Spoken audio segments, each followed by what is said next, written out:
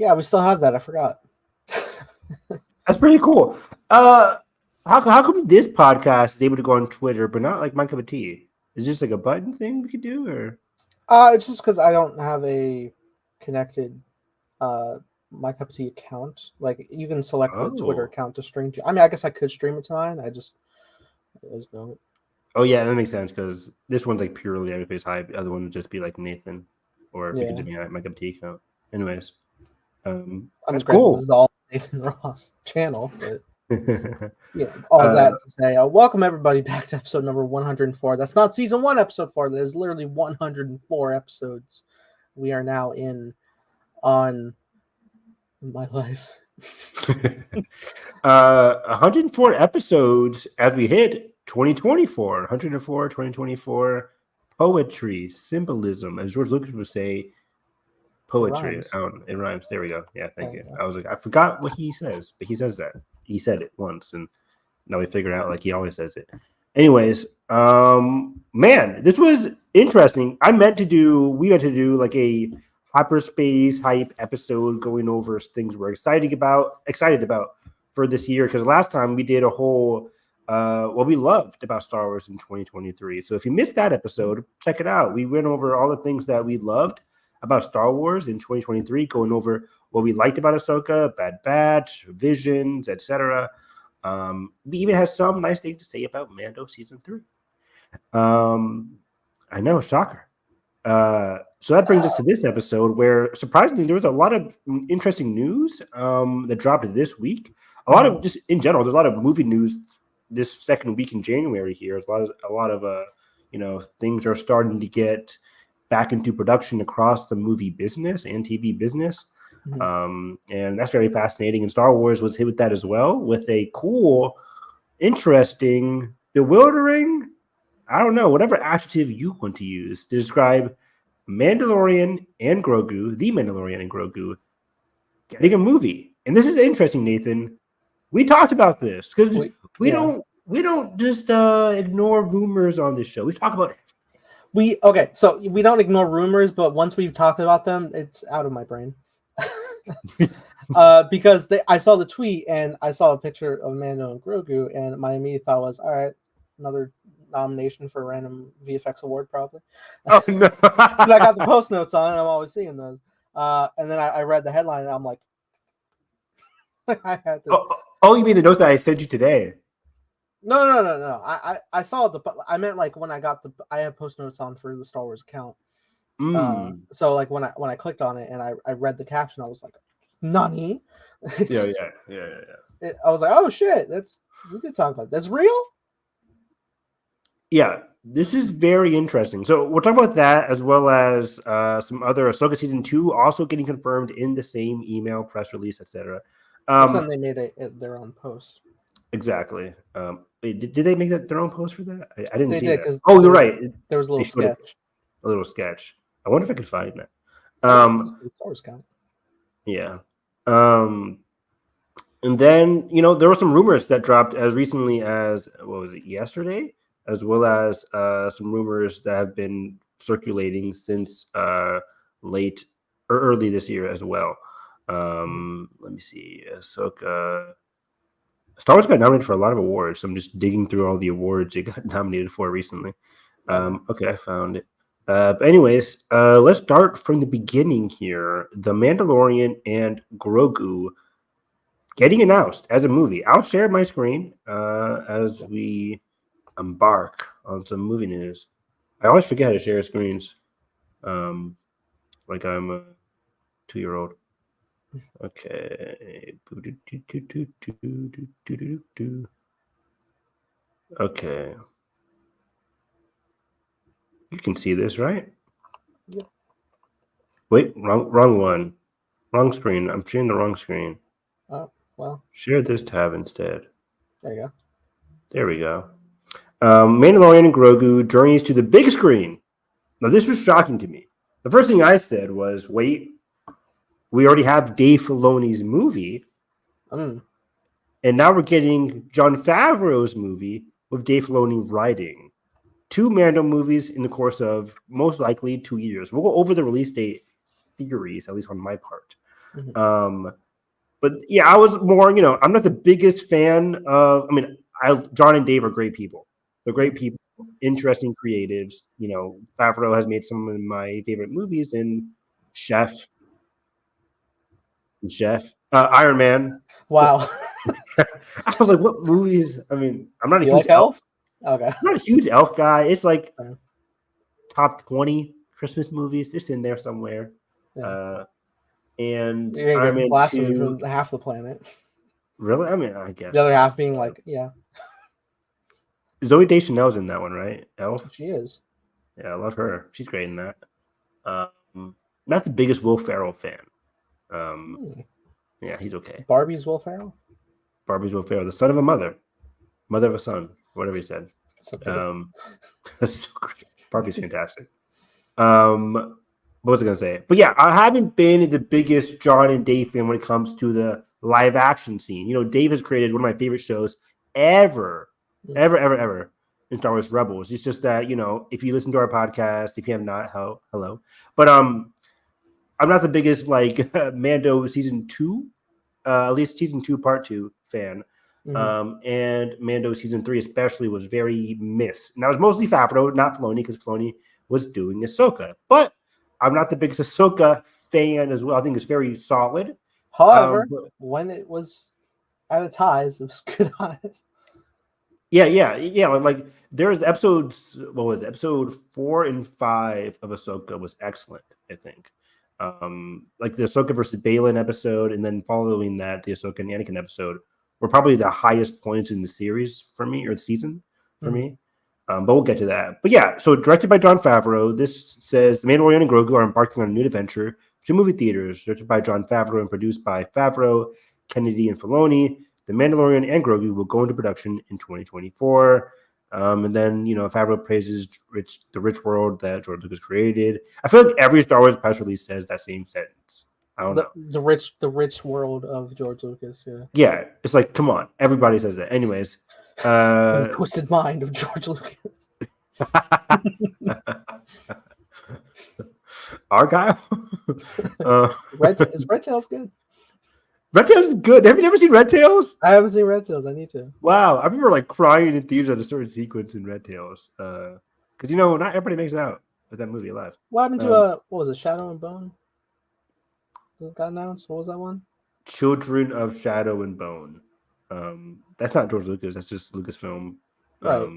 Yeah, I know. But Rick Famuyiwa was supposed to direct it, but then he didn't get laid off. He departed the project. Didn't Lucasfilm sell the rights, or the rights lapsed, or the rights either lapsed or they sold the rights to, I think, Universal. And now somebody else is going to make it, and Rick Famuyiwa went on to do Mandalorian stuff. Boy, what a mess that 2020 Disney Investor Day stream is. Awful. And, it's Investor Day, and notoriously it's just about what can we put in front of a freaking screen to get investors and fans excited for the future. What makes the investors confident in the future? That slate would make a lot of investors confident. Would it happen? I don't know. Shit, just put it on the screen, see what happens. And that's what, that's the story of Hollywood. You put a 4 in front of me, I'm there. Exactly. Put a fantastic in front of that, even better. Put a the at the beginning, maybe drop the. Maybe drop the. It's clear. Yeah. The Facebook? Yes. The CW just rebranded to CW. Oh God. I know, because Christian made that joke. He tweeted the gift. Just drop the. So yeah, the prospect of bringing the Mandalorian and his apprentice Grogu to the big screen is extremely exciting. Favreau and Filoni have ushered into Star Wars 2 new and beloved characters. This new story is a perfect fit for the big screen, added Kennedy, president of Lucasfilm. So interestingly enough, this movie will lead Lucasfilm's ongoing feature development slate, including films helmed by Charmin Obaid-Chinoy, Mangold, and Filoni, who is also currently developing Ahsoka Season 2 among those in the works. This is Elway. Like what I did there? Yeah, anyways. You're so fluent in Spanish. Thank you. 5 years. I was thinking back to watching the episode, the Kohori episode of What If. Donde. Donde. Best episode of What If, season 2 at least. Really is. We'll get to some What If stuff because Anyways, Nathan, I want to go back to you. First thoughts when you heard this, besides being like, "Oh shit." Well, at first I was like, I don't mean that in a bad way. I mean, I thought I was like, okay, I think it's cool to see, any amount of Star Wars ideas on the big screen because I miss them on the big screen. My dad really loves The Mandalorian. I immediately shared this news with him. I was like, hey, oh, it's cool. That's awesome. As dads are. So I think I hadn't completely retained everything we had discussed in regards to this being an initial rumor. So this feels like a fresh topic. It does. Quick interjection, but I think all we ever really talked about was what could it possibly be about. I think me and you were very dismissive of the idea of this even happening because of what I'll get into in terms of like what could it possibly be about if the Filoni thing is still happening, which it is. Gaslighting me. I was actually really hyped on this. Were you? No, I'm kidding. Okay. Just imagine. Go on. But continue. Sorry. I guess it's like off the top. Yeah, it wasn't really a thing where I was like flipping over my seat because that was for me the celebration announcement of the Rey movie. Because I was like, oh my god, one of my favorite characters is back. Hell yeah, let's go. Here it's like we've consistently been getting the Mandalorian every couple of years, and we just finished season 3, and now they're announced we're on a movie, and I'm like, I need to know what the journey will be. I'm in the age of so many things being announced and coming. I guess I am in the wheelhouse of needing a look at a trailer or something to get a gauge of what I'm investing my excitement in, I suppose. Yeah, exactly. I need to see, something tangible to get truly excited. Well, by the way, did we have Mando in 2019 and then 2020?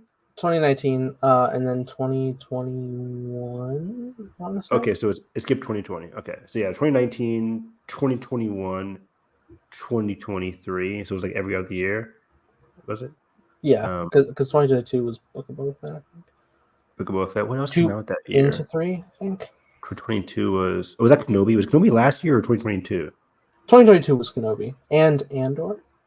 And Andor. Wow, that was a stacked year. And then 2023 was just Mando and Ahsoka. Got it. Okay. Mm-hmm. I was just trying to remember. Was Boba Fett 2023? Did it roll over from December to January? No, it was 2021. I think Boba Fett, wasn't it? I think it was. I think the same year as Mando season 2. So 2021 into 22. Yeah. Remember, I had like that December release date. Right. Yeah. And then it rolled over. Yeah. But yeah, my first thing was like, oh boy. It was depression. I'm like, oh boy, yeah. Oh boy, yeah. We're getting another Mandoverse movie in theaters. I was already content with just like, okay, let's get the Filoni movie out the way. Give me the Rey movie. Give me the Dawn of the Jedi. That's like the most interesting aspect of the future slate at Lucasfilm because they're brand new. They're more of, the future or the past, both of which are very wide open, excited, uncharted territory. And those movies had excited me really much more than another Mandoverse Heir to the Jedi kind of movie. And of course, Rey is Rey, and I can't wait to see that movie. And the more Charmin and Bechanoy talked about the movie, I was excited for it, especially with those recent comments. I love those comments. So I was excited. I think it's going to be a very special movie. And Daisy was even talking about, and I had this in our show notes, but it was like a slight thing from like the first week in January. But Daisy was saying how like she got the first script of the movie and she was very excited for it. And there's a possibility that there could be more because the interviewer was like, "Is there a start? This is start to a new sequel?" She said, "It's original. It's just one movie, one and done. But I would love to continue if it's good, that kind of thing." So that sounds nice to me. Exactly, sounds great to me. Yeah, like I think me and you were on the similar page. Like even though we weren't of the happiest of Tross. There's no doubt in our mind we would love to see more installments with these characters that we love. Yeah, she has to earn that saber somehow, guys. Come on.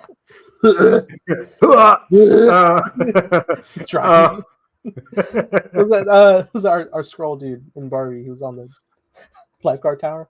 Oh yeah. So yeah, I'm excited for those movies. Then Dawn of the Jedi is like my most anticipated one because I'm a huge James Mangold fan. I love Ford v Ferrari. From Benioff and Weiss. From what? From Benioff and Weiss. I'm like, well, we were pitching this idea, but I guess Lucasfilm didn't want to do it.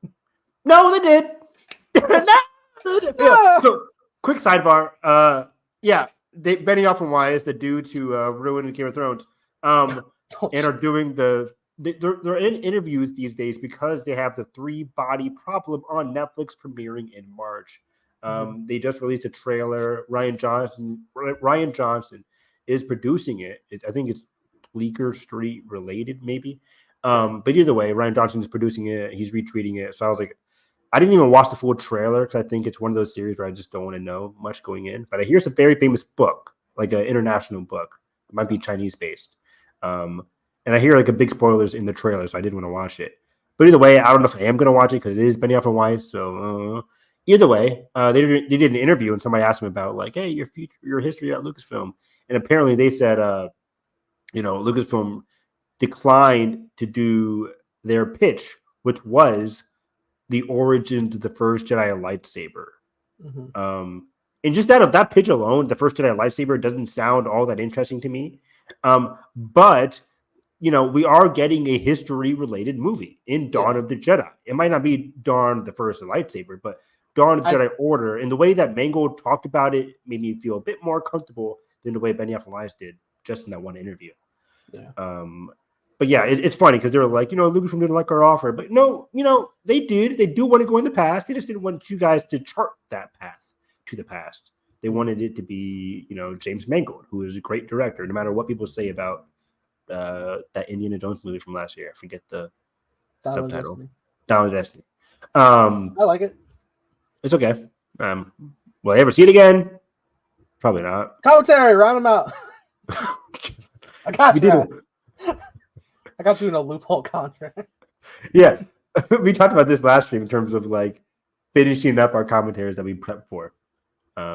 Little does Evan know that us watching Aquaman unleashed the whole DCEU on the No. And I got your ass with Guardians Holiday Special, bitch. MCU Phase 1. Here we go. We did.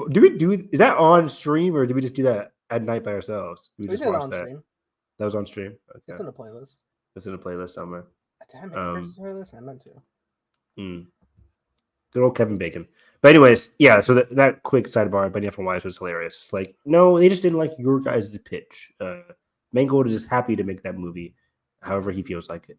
But anyway, back to this movie. I just felt like, and let's get into the meat of all this. Mandalorian and Grogu. Mandalorian ended season 3 on what they wanted us to feel like was a good closure-esque moment where now the Grogu is officially the son/apprentice of Din, like officially so. Like they had people watching it happened. Din Grogu is his name. Din. It was just like, I don't know why Din's the last family name at the beginning. Shouldn't it be Grogu? John? Yeah, it should. I forgot that happened, honestly, until just now. Me too. Is there a comma? Is it Grogu comma Din? Is it like Japanese where it's like Din Grogu, where it's like Din, I think that was it. We talked about that in our finale review too. It's like akin to that, which I respect, not like that, but like yeah. Either way, if it's Grogu Din as like Evan Harris, like that's still weird. Either way you put it, Din Grogu Din, it's weird. Harris son. Yeah, Grogu son. That's what it should have been. That sounds cool. Sounds amazing. But yeah, hopefully they don't. Maybe it was just one line. Maybe they just like forget about it, like they do a lot of plot points in Mandalorian. Hey yo. Anyways, so yeah, what was I saying? Oh yeah, so their father and son now. the armorer said, like, take your son on these missions. And these missions entail helping out Carson Teva, who is going to be enlisting the help of the Mandalorian on missions against the fledgling returning Empire. If people forget, there was that last scene in the bar on Tatooine, I think it was, or wherever they were at, the Rebel base. And Carson Teva was like, I got a lot of missions I can just give to you guys. And Din and Grogu were like, sure. Like, right. And that's what I figured season 4 was going to be, just them going on random missions as the threat of the Empire increases. But similar to the Mando season 4 question, and now the question that's going to be pegged for this movie, who's our antagonist? We know it's the Empire. We saw in season 3, the Shadow Council, I think it's just called the Shadow Council. The Shadow Council with Brendan Hux, who in the sequel trilogy we had Brendel. Brendan is Brendel's father. So we had Hux. We know if you read the Aftermath novels, there's another one, Grand Admiral Ray Salone. There are other Imperial admirals who we saw in the Shadow Council that were talking to Moff Gideon, who has unfortunately perished. If Moff Gideon, quickly, if Moff Gideon comes back for this movie, what's that? Are you walking out? I'm walking out. Are you walking out or are you staying to cackle? I'll cackle. Cackle on your way out. I'll cackle my way out. You guys are idiots. You should walk out with me. Yeah. The Jake Gyllenhaal shit. Cosner. Speaking of Jake Gyllenhaal, I was getting the haircut at the barbershop and they were watching The Covenant. With Jake Gyllenhaal, directed by Guy Ritchie. It's excellent. If people have not watched The Covenant from 2023, very underrated movie. It's like, oh, it's another war movie. Yes, but it's really good. It's emotional, half action, half like riveting drama. And it's not like hoorah military. It's very much like the military sucks and what they don't do to help veterans and translators in Afghanistan. Really good movie. But yeah, anyways, so my main issue with this movie is that, like, I don't know what the antagonist or the plot is going to be about. Is it going to be big enough to be on the big screen? I would assume it has to be if Lucasfilm is so confident in putting out this movie. Or even if they're not confident in the theatrical capabilities of this movie, it feels, and I think Star Wars explains to the same thing, it feels like more of an economical choice to make in terms of putting Star Wars movie out there before the Rey movie.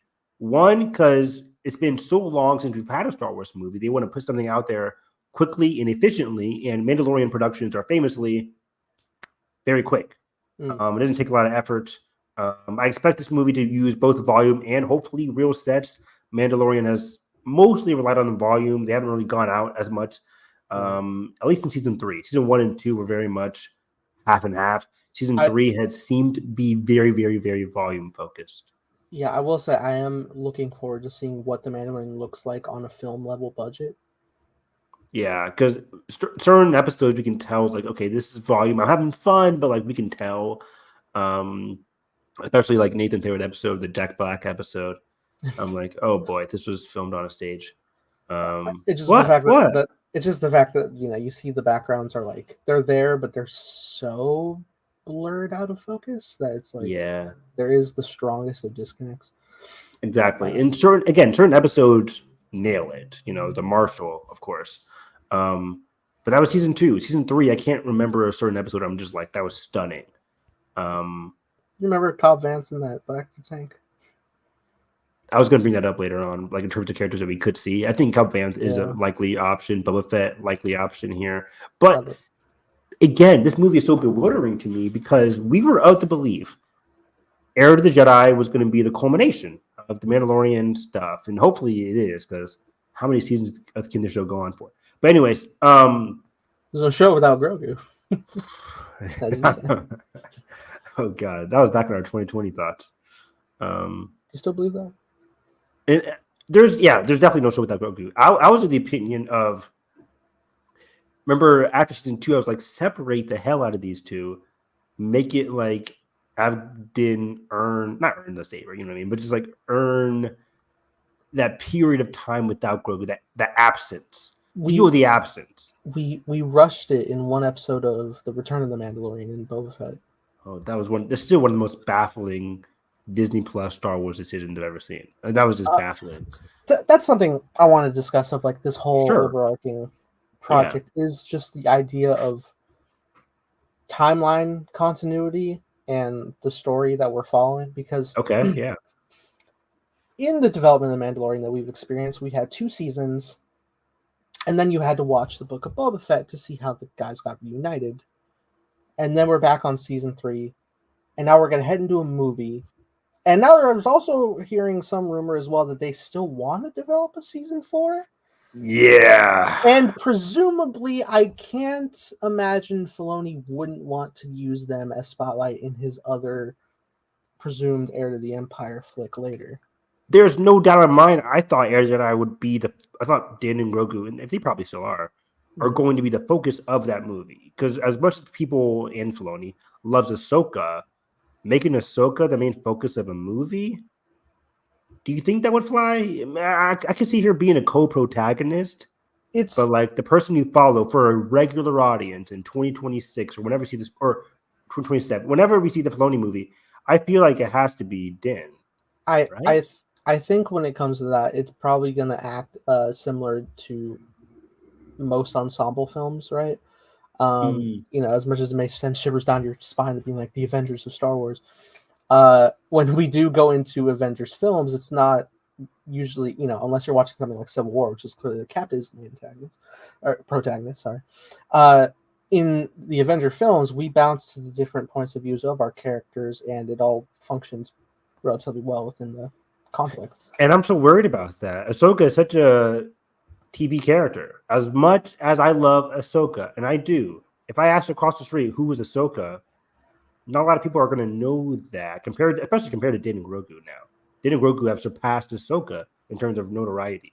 Yeah, it is like the biggest criticism people had, I think, with Ahsoka for general viewership is like people didn't understand what we were jumping into, and like who's this Thrawn, who's Ezra, why do I care about them? Was this Sabine person? Was she always a Jedi? Yes, no, what? The conflicting ideas of Mandalorian creeds established in the Mando show versus like being able to pass the Darksaber to whoever in Rebels. It's like it's a lot of lore, and if you're a true Star Wars, not true. If you're like a full-time Star Wars fan, then it's simple. Like for us, it's like okay, cool. But my dad wanted to watch Ahsoka, and I was like, you could, sure, but you should also watch Rebels. I think you could have a greater context. And he was like, oh boy. Again, it's a big commitment. It is a big commitment. It's 4 whole seasons, 22 episodes each. Exactly. And you shouldn't have to watch all of Rebels, but like just Rebels by itself is kind of, I don't know, necessary or not. But either way, Ahsoka is a character that like, if they do an Avengers Endgame style for Heir to the Jedi, which is what we're calling Dave Filoni's movie, if they do an Avengers style format with that, if you cut away from Din and Grogu, then you have like, for example, pretend in Avengers Endgame or Infinity War, you have, you know, Cap and Iron Man, and then you cut to Scarlet Witch and Vision. That's cool for audiences because we know them from every other movie we've seen before. But if you cut to Ahsoka and Sabine, you're gonna be like, who are these people again? I'll be like, yeah, but other people can be like, which is interesting even more in this context, because presumably every character in Filoni's movie all stems from TV while we're all watching this theatrically in the cinema. It's like I had brought up, I think last time, the whole recognition from TV to big screen was in regards to like talking like an MCU was like, I went to go see Multiverse of Madness. There's actually a big pop of people who recognize Wanda and her journey and like the Westview theme and shit because WandaVision was such a big success. I can really gauge recognition for like Kamala, say, in the Marvels because attendance was rather lower. Now, Mandalorian, I think, is probably the biggest Disney Plus show that they have. No question. But again, we have to consider when we go into this film, while they are so popular in the biggest show and recognizable just by image alone. That is 3 whole seasons of context plus bits in a spin-off show, and then now we're going into this journey. Which is why I presume, and I would hope that when they go into this movie, it's not heavily tied to like what came before. Yeah, not everything, like not every plot thread, but like, you know, not disconnected either. Like you can still have, I think what it needs to be is a personal journey, focused deeply with Din and Grogu and their father-son relationship because I think while I do enjoy the seasons, season 3 did feel like Din was kind of off center a bit, while Bo-Katan was kind of driving a bit. And I love Bo-Katan, but I think there is a better way to like integrate all the characters flowing for the journey of Din. Because remember, I was like pitching forever, like, oh, Din having to learn how to wield the Darksaber. Maybe he'll ride the Mythosaur one day. And then by episode 6 is like, I yield it to you. You have the Darksaber. And it's like, okay, what do we do with Din now? And then by episode 8, it's broken. Yeah, and Grogu is like inducted into the Mandalorians now, but again, also he's still just a baby. Yes, he has Force abilities and such, but like his combat's very limited, and his engagement in like the depth of the hierarchy of the political war that Star Wars is very limited as well. You would have to just be personal like connection to the father, as it was, which I loved in Book of Boba Fett when he personally chose to leave Luke behind to go back to see Din. That was lovely. I need more of that focus, more Din. And we've been saying this for 3 seasons now, cracking under that helmet to really get to know Din as a person and his interest. I know he grew up without that ability, but like put him in the situation where he can explore who he is outside of the core Mandos. That's what made season 3 so baffling in terms of a number of decisions. So I want to tackle a lot of what you said there, but first of all, I totally agree in terms of centering this on the personal, which sounds so simple, but they haven't been doing it in my opinion. In terms of tackling the personal relationship between Din and Grogu.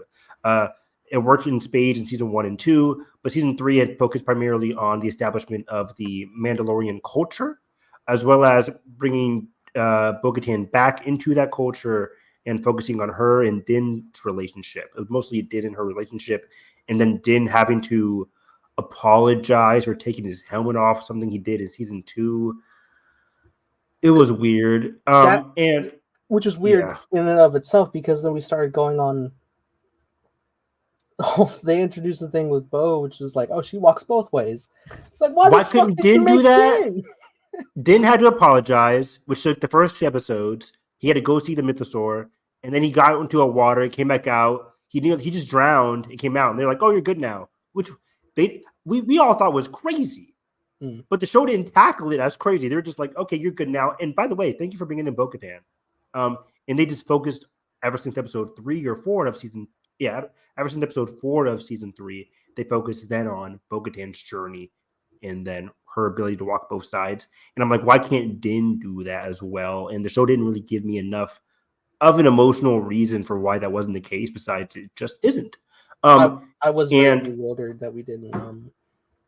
I think we had assumed we were going to start a journey of walking away from the cult-like group of Mandos, and maybe it's Spring as an antagonist later because they felt scorned from betrayal in their we never said, I totally agree with you, Nathan, we never said like, hey, these are bad people. We know the armor and the Mandalorians are, in terms of black and white, they are the good people in terms of black and white. But in terms of Din's mental health and the way we perceive his hero's journey to be, we felt like in terms of getting actual inner freedom and being a good parent to Din or to Grogu, you might need to step away. Is it healthy to separate from your parents? That's why in 18 people go to college, right? So it's just like, it's okay to go away from your parental figures. And I figured that'd be the case with Din. But no, season 3 decided to double down on this cult / group of Mandalorians. And now they're good. Now they're just good. it sends a very icky message, like the whole idea of like this whole like group of community that is very like caring of one another and has your back, but as soon as you break one of their rules, you're out permanently. It's like it never tackled like how icky it was or weird it was. right, because like in like a real world sense, like very seriously, Chris Stuckman has a wonderful video about how he tells how he was raised in the Jehovah's Witness and how he was able to leave it. That is a very real and messed up situation, and there is a mirror here that I'm seeing in the fiction that we're watching, and they have danced the line of it where all the very wrong points of view are just kind of ignored. But they make the point of view so open. Like there's dialogue where Bo-Katan goes against it, and we're like, of course Bo-Katan goes against it because she was raised in a different culture, so of course he's against it. And season 3 was also about like melding Bo-Katan's people with Din's people and them coming together for the betterment of Mandalore, etc.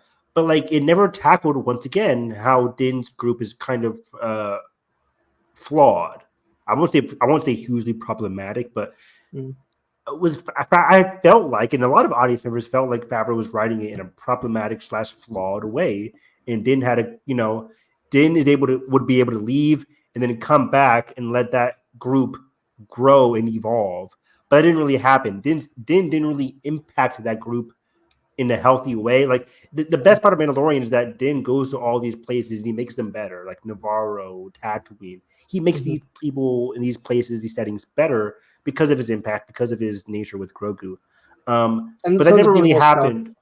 Sorry, what? Real quick. And some of the beautiful stuff is that after Din visits these locations and kind of ends up in these situations he didn't intend to, when he does leave the situation better, it has an impact on him little by little that will culminate into the character growth later. Exactly. Din season 3 is 100% different from the Din we see in season 1, and that's due to his fatherhood of Grogu and the places that he's been to, his friends that he's had along the way, his evolved relationships. But when it came to his like cult group, they didn't really change.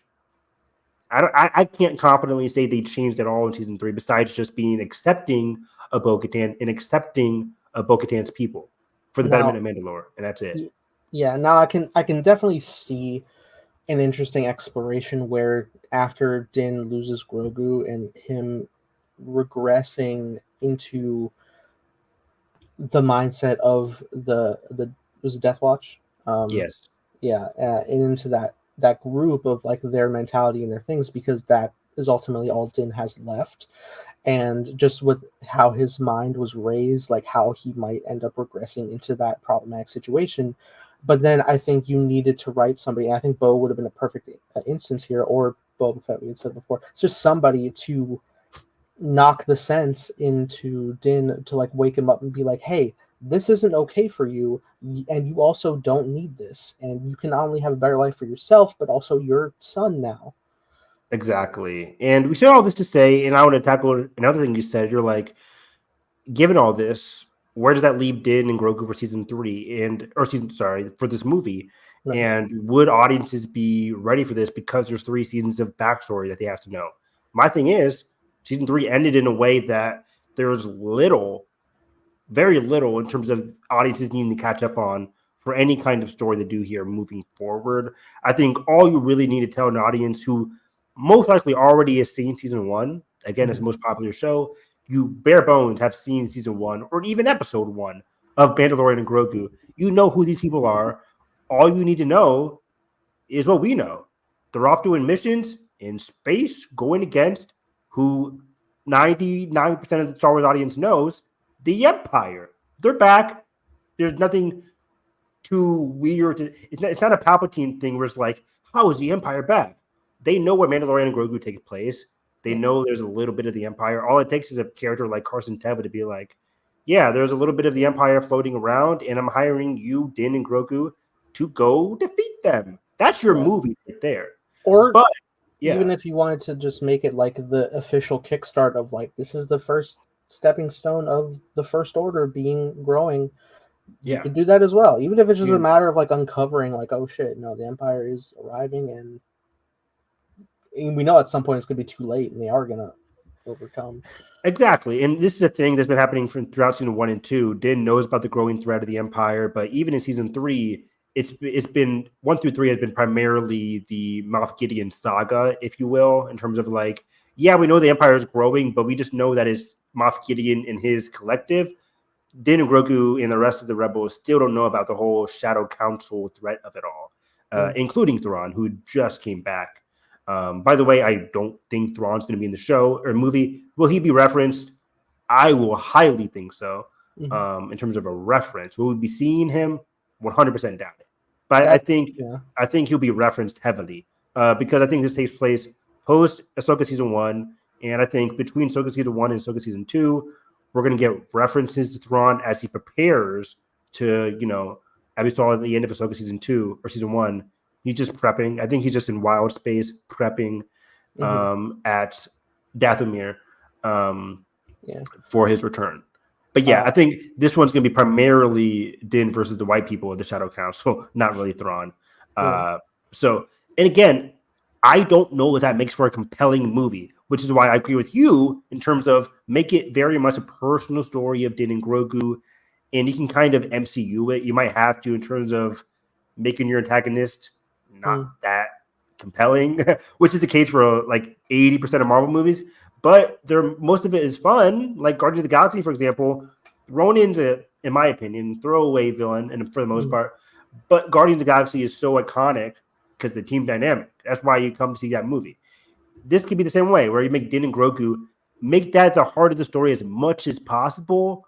It doesn't really matter who you get from the Shadow Council or from the Empire to be your villain. But that's who it kind of has to be. Somebody said like they could do Elijah Kane. Kane being the character who betrayed, the woman who was part of Mando season 3, who betrayed the guy with glasses, the doctor, the scientist, I mean. And then Katie it's kind O'Brien's of like, say it again? Katie O'Brien's character. That's what her name was. Katie O'Brien's character, who kind of was like on the Coruscant episode, betrayed the scientist, and then ratted on Din and Grogu to Moff Gideon in the finale, saying like, yeah, they're all on Mandalore, attack them, set the trap. So, but Katie O'Brien, she's in the movie. She's in the movie coming out with Kristen Stewart. She's a decent, very good actress. She could be a very fun antagonist. Again, I don't think she's much of a compelling antagonist, but I think that's just who we're left with. Because outside of that, it's just Thrawn in terms of big major threats on a movie level. Right. That's just my point. Yeah, and I have two thoughts in terms of plot. In the function of these two films releasing, both the Mando movie and Filoni's Heir of the Empire, presumably, I would imagine in the theatrical sphere, they would want to end that film establishing some sort of connection or leadway into Filoni's other film, which obviously feels weird if we're going to have a season 4 of Mando. So all I could really think of, like, if they wanted to do that is I imagine maybe they do a plot of like building up the Mandalorian order to a bigger scale, to where at a point when we revisit them in Heir of the Empire, we have a little ace up our sleeve of having a Mando army on our side. I could see that being a function, and it wouldn't like detract too much of like following some plot through season 4, because as long as you have that army existing and established, it's not so bad. It's like when you watch Infinity War and you have the army of Wakanda available. It's like, okay, cool. Obviously, I get more for watch Black Panther, but I know they're here. Here we are. Okay. So there's that. But also, in regards to Grogu, I always feel the most compelling stuff with him has always been his exploration and development of his use of the Force. And I very much fear, and I do not want Grogu to be relegated into this film where like he's just a combo move in an action sequence again and again. I want him to have time to explore stuff. I don't want, because I know he's a part of the Mandos now, and they don't really dive into the exploration of the Jedi. So I really would hope that Grogu goes through some personal stuff in that regard. It sucks so much. Like I love Grogu, but like there's so much limitation because he's a literal infant. So like whenever we see so many other force explorations, even with like young children in the Star Wars universe, they're always at like a level where they can gauge and speak and like explore their thoughts and whatnot. Grogu is such a challenge because it's like working like in a silent film with a silent actor. So yeah, that's what I hope. I want to be able to explore that. I don't know how you do it. Like I don't want to just be like, oh, we're plugging in Ahsoka now. Like we're gonna plug her in later. Because there's literally nobody else except Luke, and it's like I don't feel they would use Luke again until Heir of the Empire movie, which I feel it in my bones. Oh yeah, I have a big feeling that they're gonna try their best to do a big three reunion in Heir to the Jedi. That's what I always felt, and while I enjoyed the sequence, that's what I always felt the opening sequence of Dial of Destiny was a testing ground. Like how long can we keep this act up? And it went for like almost a half hour, relatively smooth, and the technology is only going to get better. So I imagine they're going to go and put their investment in that. Which I just don't want, because it begs the question, like if they big three are in like Heir of the Jedi, for example, why aren't they the leads of the movie? Why do we need Mando and Grogu? Because I feel like they should be Mando, Grogu / Ahsoka / Bo-Katan, something like that. Which I can see why. Obviously, we can make the argument of like why they're not the leads is because the technology is so expensive, and because you're literally building. It's not like Sam Jackson and Captain Marvel where you're de-aging him for the whole runtime. You are literally like rebuilding young actors' faces from scratch on another completely different actor. Even though Mark and Harrison are still around, they're obviously not doing these things. Yeah, but in universe, they're gonna have to explain it in a way where I think in universe you could just say like Mando, Grogu, Din, Ahsoka, etc. are handling issues over here, and big three are handling issues over there. You can even have the big three do a big prologue, like you said, just do a prologue sequence, and then Din and Grogu just do the side mission, which becomes the main mission and focus of the. Like you have Din and Grogu and Ahsoka do the Thrawn of it all, while Luke, Han, and Leia do the everything else. Either way, that's for something for another time. But I'm with you in terms of like getting a lot of the Mandalorians together for this movie, and then focusing on Grogu's Force potential as well.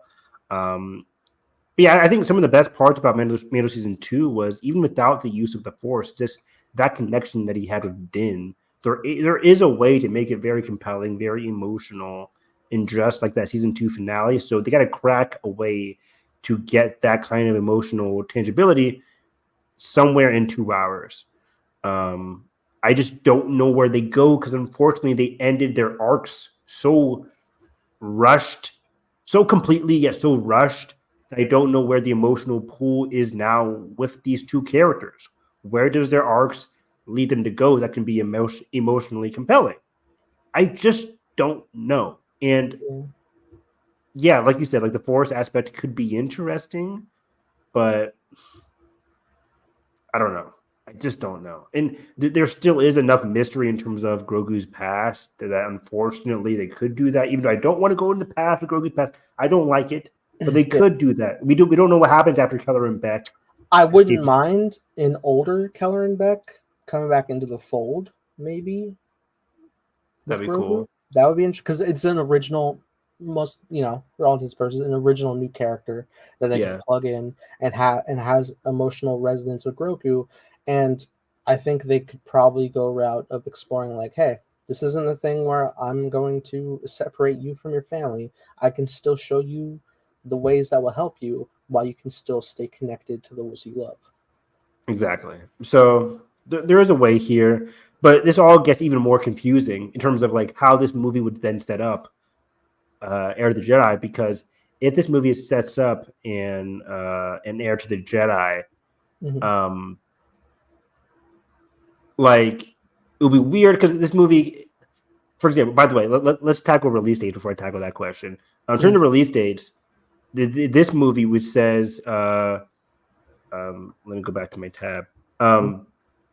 Like if this movie says it's going to lead the oncoming future slate, like I assume that's going to be the first one out. And currently, people forget there are 3 release dates that is currently on the slate for Lucasfilm.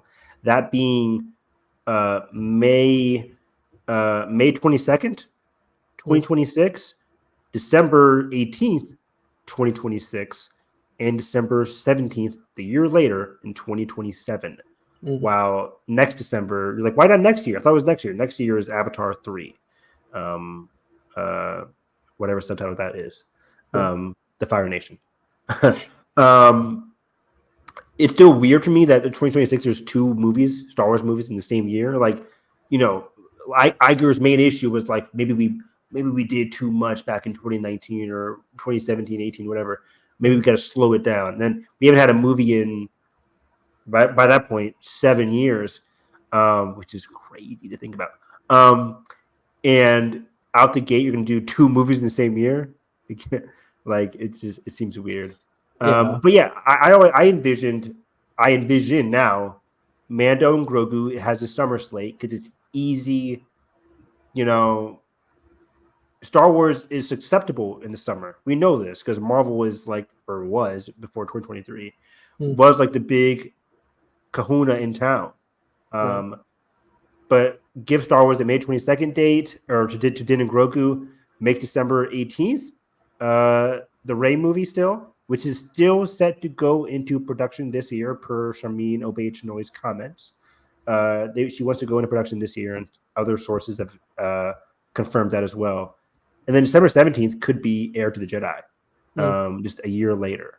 And that goes back to say, if this movie sets up Heir to the Jedi, which would happen a year later, it'll be weird because I think it also has to. Would it also set up Ahsoka season 2, which has to come out prior to the Heir to the Jedi movie? It's like, what would it choose to set up? And I don't need this movie to set up anything. You know, us in general, we like our standalone movies, but I feel like knowing the track record of Filoni and Fafs, it will set up something. It's impossible not to, because we know where they are heading. They know where they are heading. They're heading to an Heir to the Jedi movie. So why wouldn't you set up the incoming threat of Thrawn? But again, it's just like we have to wait for the Thrawn threat again. Because I felt like Ahsoka season 1 was all like, he's coming.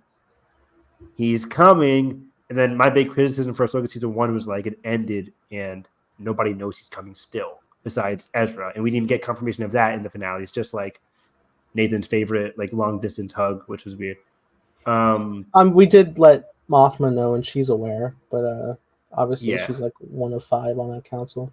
But like, Mothma knows from Hera, who didn't even see Thrawn. Hera just like they went to go find Thrawn. It wasn't like Ezra didn't tell her, "I saw Thrawn. He's back." Nobody knows he's back yet, which is one of the more baffling parts.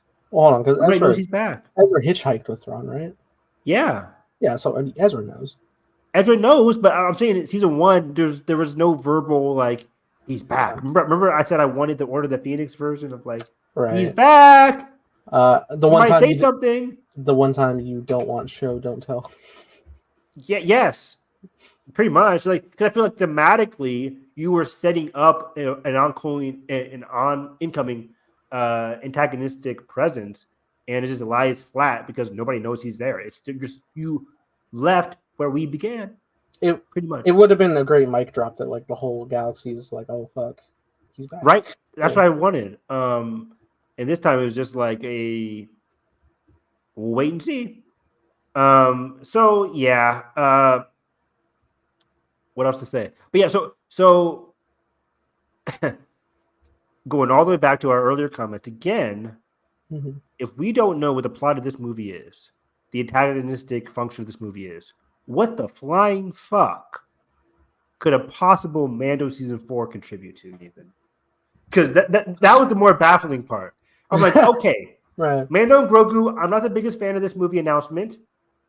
It's just 2 hours, though. I'll let them cook for 2 hours, and that's it. It's like having this for 2 hours rather than 8 hours of, or at least 7 to 8 hours, of Mando and Grogu doing weird side missions in every episode. That's what it seemed like they were going to do for season 4. Right. I figured, okay, no more Mando series. Just end it with this movie ended with Heir to the Jedi. No need for a season 4. 26, 27 is the last year we'll see of Mandalorian and Grogu. Cue cries of the audience if you're a fan of them. But like, I'm ready to move on. But, you know, I'm excited for it to be concluded, of course. I'm excited. There is excitement belling up within me. But at the same time, I'm ready for it to move on. But also, having an additional Mando and Grogu movie, Heir to the Jedi, and then season 4, there's no fucking way. What do you do for this movie that you can't just then do for a season 4? Like, that's just, it's crazy to me. What especially would cripple my engagement is like, if we do get what I'm hoping for, which is just a heartfelt father-son story in this movie, and it's all heart and it's all them, and they are the focus and the center and the core. I do not want to go back to the serialized episodic format of like you can walk in on any episode because it's just Adventure of the Week, which is like, yes, they're fun, but like I need a deeper through line, like every other show that exists. Star Wars was built. I said this before. I know Star Wars was built on the idea of like Flash Gordon serials and like coming into the random thing. That's why you have the crawl and everything. But the thing with those was you had the full 2 hours to, like any other movie, to get enriched and engrossed in the characters and this long form journey they're on. Mando is a 30 to 40 minute pocket that they're trying to do that, and it's not enough time. It's not enough time, and we continue to say it every season. They haven't nailed the TV serialized format, because then they want to go thread of the week. They also want to tie in an ever-present thread throughout that season. And I think they just haven't nailed that balance for me in terms of like villain of the week, but also the last 2 episodes are important. Get ready. I feel like it's just the same thing with every Disney Plus show. So I'm just like, you're right. If I go to a theater and I see Mando and Grogu and it's like heartfelt and it's surprisingly good, but then they're like, okay, guys, in 2027 we'll have Mando season 4 and then Ahsoka season 2 and then Heir to the Jedi, I'd be like, too much. That was another thing I was thinking about in regards to, having your established knowledge going into the movie, because it's 3 whole seasons. When we went into season 3 this past year of Mandalorian, we got a previously on recap that also included the Book of Boba Fett events, and that did its job well to like catch up the audience. They don't do those in theaters and in movies. Like at most we would get a crawl, because they said they want to bring crawls back.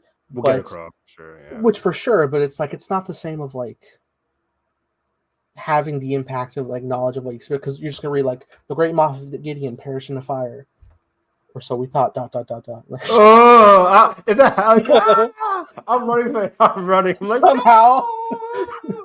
somehow they returned again.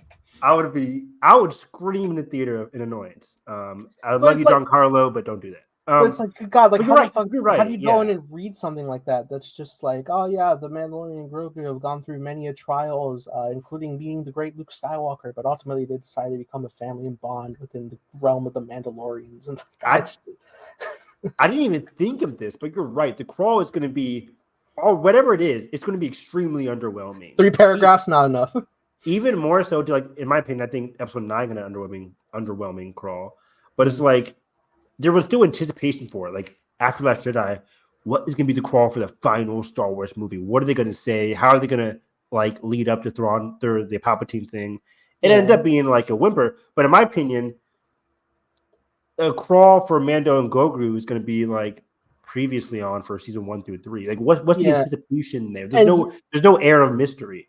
And usually when you even when you like examine the crawls, it's broken in 3 parts, no more than like 1 to 2 sentences per each. The first 2 tells backstory. The third one is always kickstarting the very first scene you're about to jump into. Like Supreme Leader Kylo Ren is on the hunt or some shit like that. But and my opinion is that it's going to be like Mandalorian and Grogu have faced a lot of trials, like you said. But now they are, relaxed and they are taking on missions against the ever-present, the increasing presence of the Empire. Here they are on Dantooine fighting a mission, and then pops into space like episode 3 style and just like zooming into But space. the N1 flyings, Yep. like our duck. Exactly. Like, like, hey, then Baby Grogu. Yeah, it's the cold open, like da, blah, blah, like triumphant music. We land, and then like, hey, someone's here, and they exactly like, old timey person, like, hey, and I got a mission for you. I'm out of that life, but we need you. All right, we need you. Okay, cool. And I think Carson Teva again. I think he's going to be very much.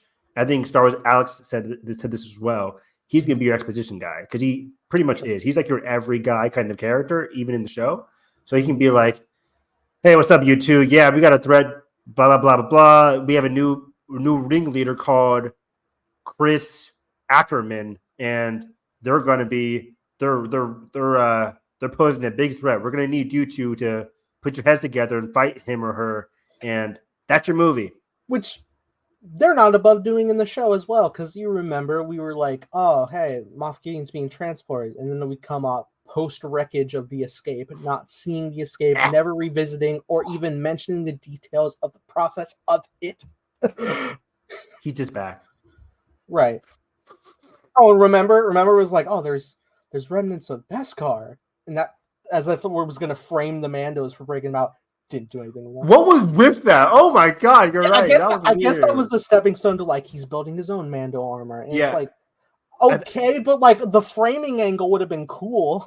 Yeah, I think we both went straight to framing because that's antagonistic enough. But yeah, I guess it was just like, but there's these new toys called Mando armor, and it's badass, I guess. But yeah, so yeah. Anyways, season 4 would just be so weird to me because again, I think go from movie to movie to just close things out nicely. And Ahsoka season 2, which I think needs to happen. But like.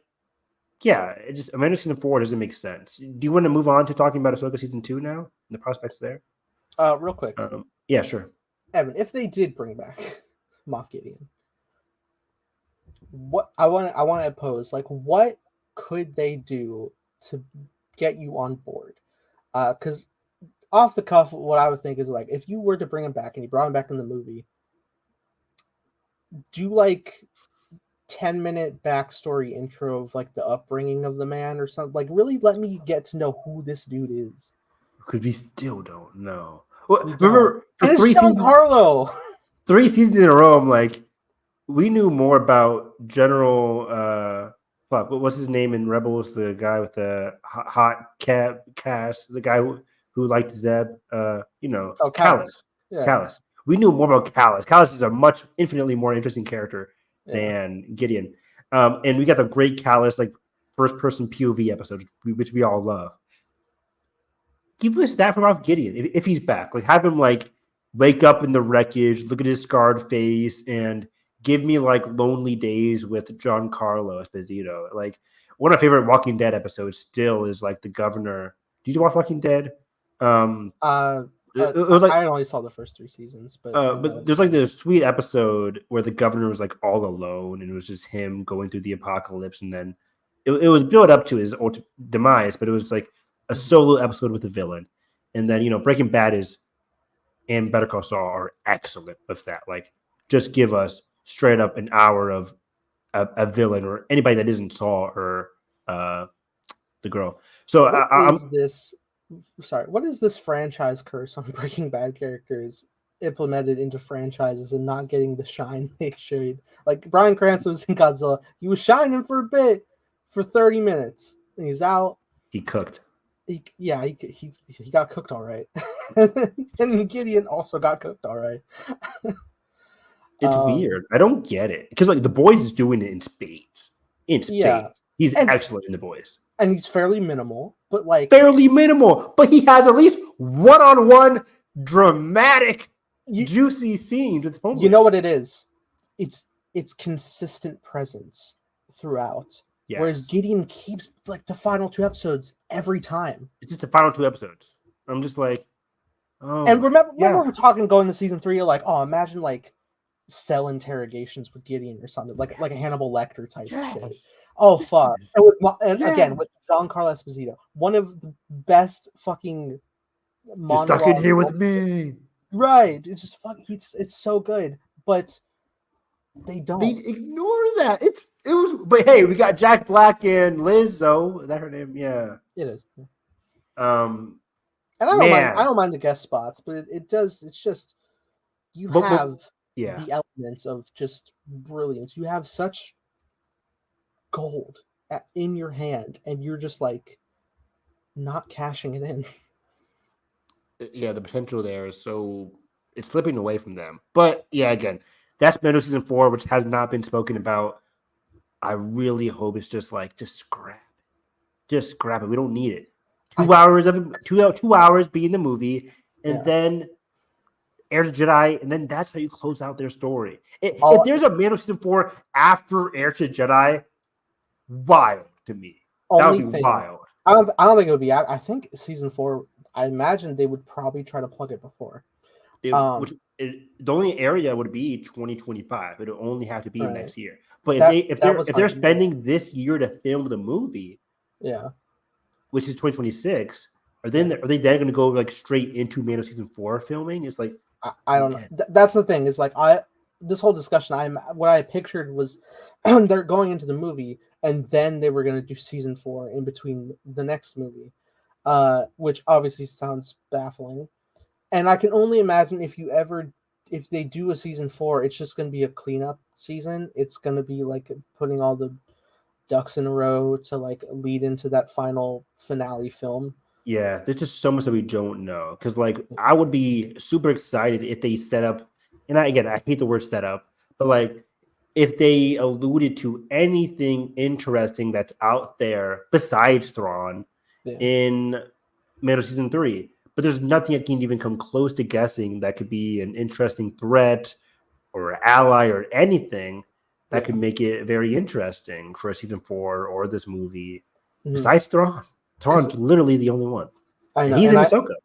And I know Ahsoka is going to be majority of the legwork of leading right into that Heir of the Empire movie. But obviously I know they're going to want the Mando world into it as well, and I don't see them sorry, I don't see them taking Cobb Vanth in the back to tank. I don't see them resolving that in the Ahsoka show. It doesn't make sense. You'd have to do it in the Mando story. Anything with Boba Fett, furthermore, I don't think that would be in Ahsoka. I don't think you're going to get a season 2 of Book of Boba Fett. I think it's just going to plug right back into Mando, and we're going to keep flowing with that. Again, tying up loose ends. So Din has everything coming with him when he pops in as well.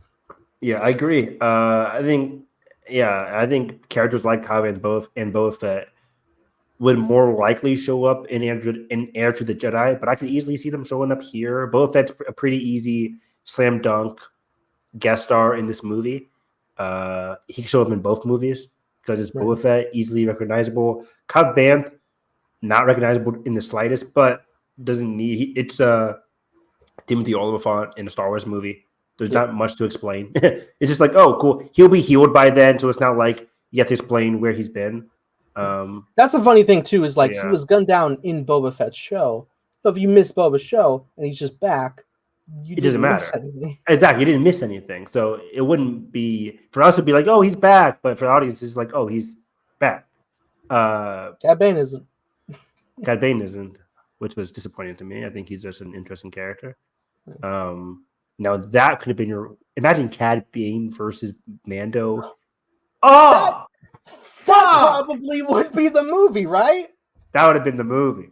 Oh my God, you played your hand too quick. You played your hand. You played yourself. Yeah, that'd have been amazing. That's me and my mobile game. I play Yahtzee on my phone. And you can earn bonus rolls for playing games, and obviously you can run out too quick, and you can watch ads to get more. I have quite a bit of bonus rolls, and I'm just I'm chilling because I've learned my lesson of how much I play. So that's funny. So yeah, let's go over to Ahsoka season 2. I can't believe we did a whole hour on it. Me too. I did not expect us to do that, but I guess there was both ranting and Mando season 4 and what we talk. If Carson was here, it'd have been 30 minutes. Love you, Carson. You're all right, stop. The story continues. Speaking of gold mines slipping through the fingers that Nathan mentioned, I have to connect that to the characters of Baylan and Shin. Thank you. Wow. What happened there? That was weird. Baylan and Shin. I'm bad with names. Which I thought were two of the best characters to be introduced in Star Wars in recent memory, in terms of potential and gravitas. But they slowly, they peaked in episode 1. They went down. Episode 4 was like amazing duality between Baylan and Shin versus Sabine and Ahsoka. I thought that's what the seasons could be about. But then once they get to the new world of whatever it's called, they quickly became less of an interest. And it was more so Baylan and Shin being like, or Baylan mostly being like, there's a new power. I want it because I want to break the wheel. What wheel? The wheel of power the Jedi possess and then not possess. And now it's in the hands of the Empire. We don't know what he's cooking. Shin doesn't know what he's cooking because she got left behind by him. And speaking of left behind, Ahsoka and Sabine are now left behind on this unknown planet. The planet has a name, by the way. I'm completely forgetting it. Right. It's, I forget. I forget too. It's not Dathomir.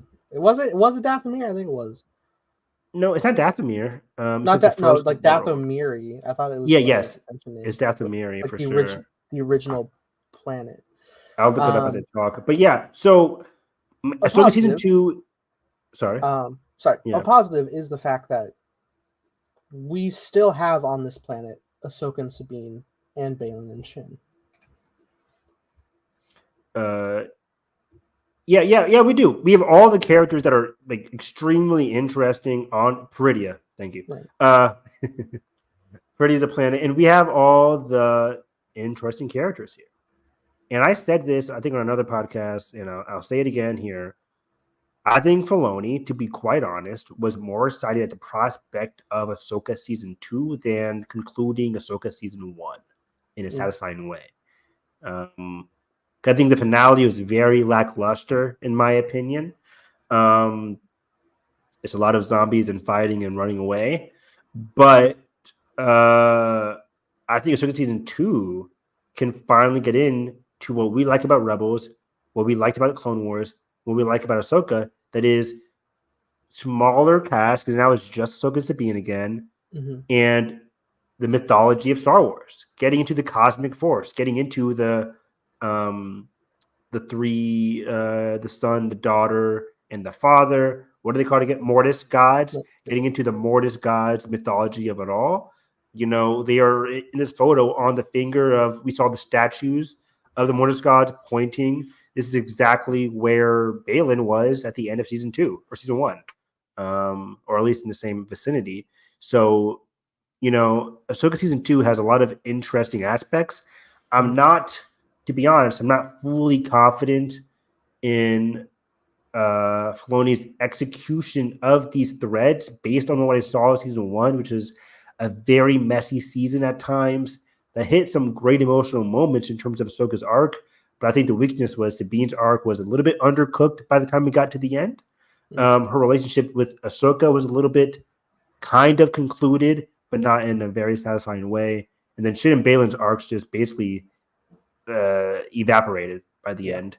But season 2 could really be a fresh slate for those two specifically. And unfortunately, Baylan will have to be recast.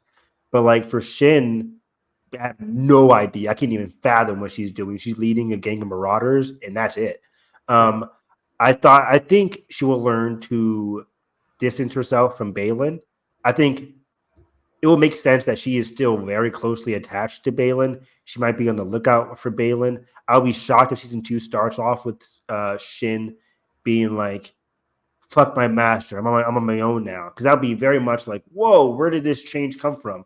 I would like to see her grow into that change. That's where I think she is going in terms of like, now she is the leader. She's using what her master taught her. Apparently, we haven't seen much. But like, well, she's using what her master taught her to lead these marauders on Peridia. And where she goes from there, I don't know. While Ahsoka and Sabine, I don't know where their arcs are internally, but I know they'll be investigating what we see here, which is the Mortis gods again, which Ahsoka has a connection to. Right. I think. Yeah. Where do you think things are going? Well, just briefly, I think I remember people theorizing that this may be the location of banishment of the supposed mother who had evolved into a dark being that was too unruly for the galaxy, and so for safety was banished to the unknown region. Mm-hmm. So it may end up being like a whole lead up to Baylan being called to a manipulating force, as all great power usually is, those who strive for it. Which we expected to happen in season 1. I fully thought we would get Baylan getting manipulated, Baylan sacrificing himself for Shin. I thought they had room for that in season 1, but if we have 8 more episodes of that evolving in a longer period of time, kind of cool. Hopefully, it's not as simple like I've been manipulated. Oop. Now that it's secluded to season 2, hopefully they have a longer time for that story arc to cook. Absolutely. What I would love to see, wherever they're headed off, whatever structure they end up finding, I would love it to be a situation for it to be like a labyrinth that they have to traverse. And I want Baylan, Shin, Ahsoka, and Sabine all to get trapped within. And I want a group separation of Baylan and Ahsoka and Shin and Sabine. And I want them to reflect off of one another, and ultimately everybody comes out of the light. Changed. And that's extremely fascinating. What do I call that? What's the storytelling? It's like you put them in a pot and you stir it up. Zeb and Callus went through this. Say it again? Zeb and Callus went through this. The Zeb and Callus storytelling aspect, which I love. And which I thought in the lead up to The Last Jedi, I thought that would happen to Ben and Rey. I thought Ben would attack Octo and he'd get stranded there and he'd have to confront both Luke and his thoughts on Luke and his thoughts on Rey without the look of Snoke. That never happened, but like I love when villains are secluded from, or heroes are secluded from their other exterior factors, and they're put in a scenario like that, a melting pot of scenarios there.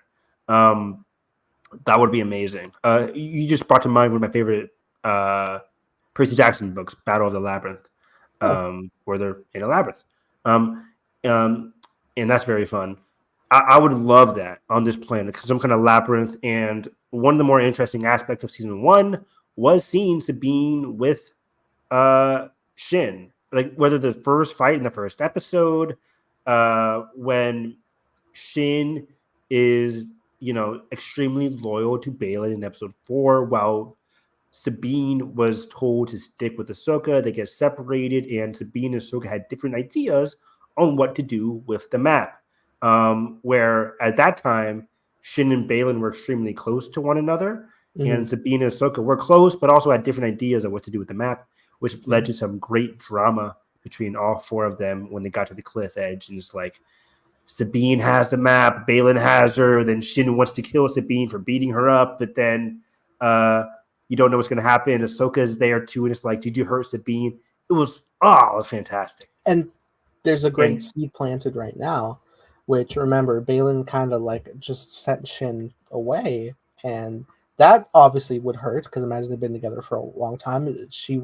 We figured it would. We hope it will. Yeah. Yeah. And then I remember the one scene that lingers with me in my brain every night. I lie awake, where Ahsoka offers very kindly, like, "Hey, come with us. We'll help you." And there is a bit of a pause before she runs off.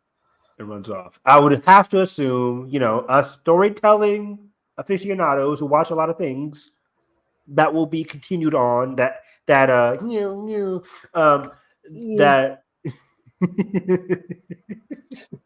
we assume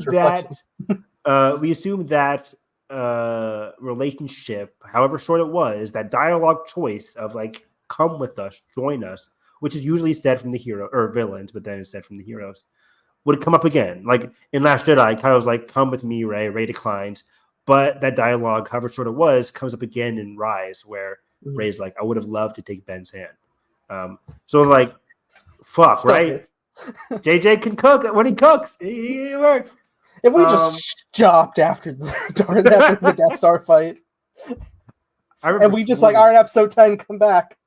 I remember swooning when that happened, and then Ben talks to Han. I'm like, let's go. And then everything else happens.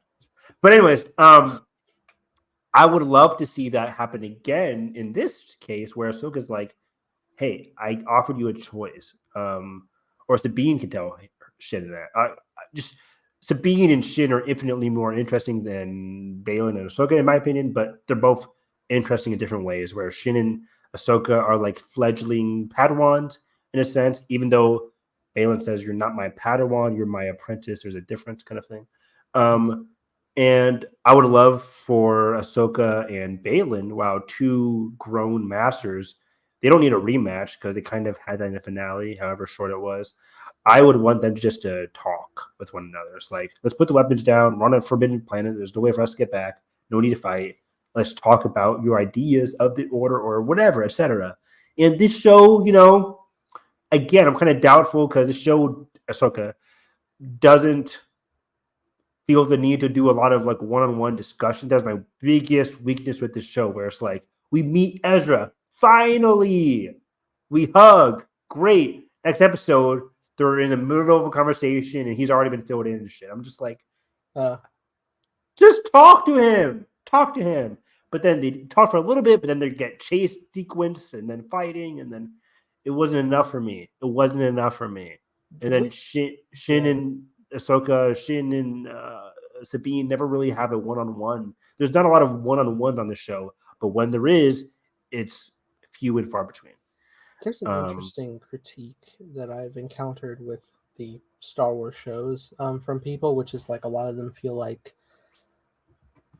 they're like overextended movie plots, and so you figure like it could have just been a movie. I remember making the argument during Obi-Wan that I really appreciate that we're in a TV format because it gives us more time with the characters to breathe and like sink in moments, whereas other times in movies it would either be like brushed past really fast or cut altogether.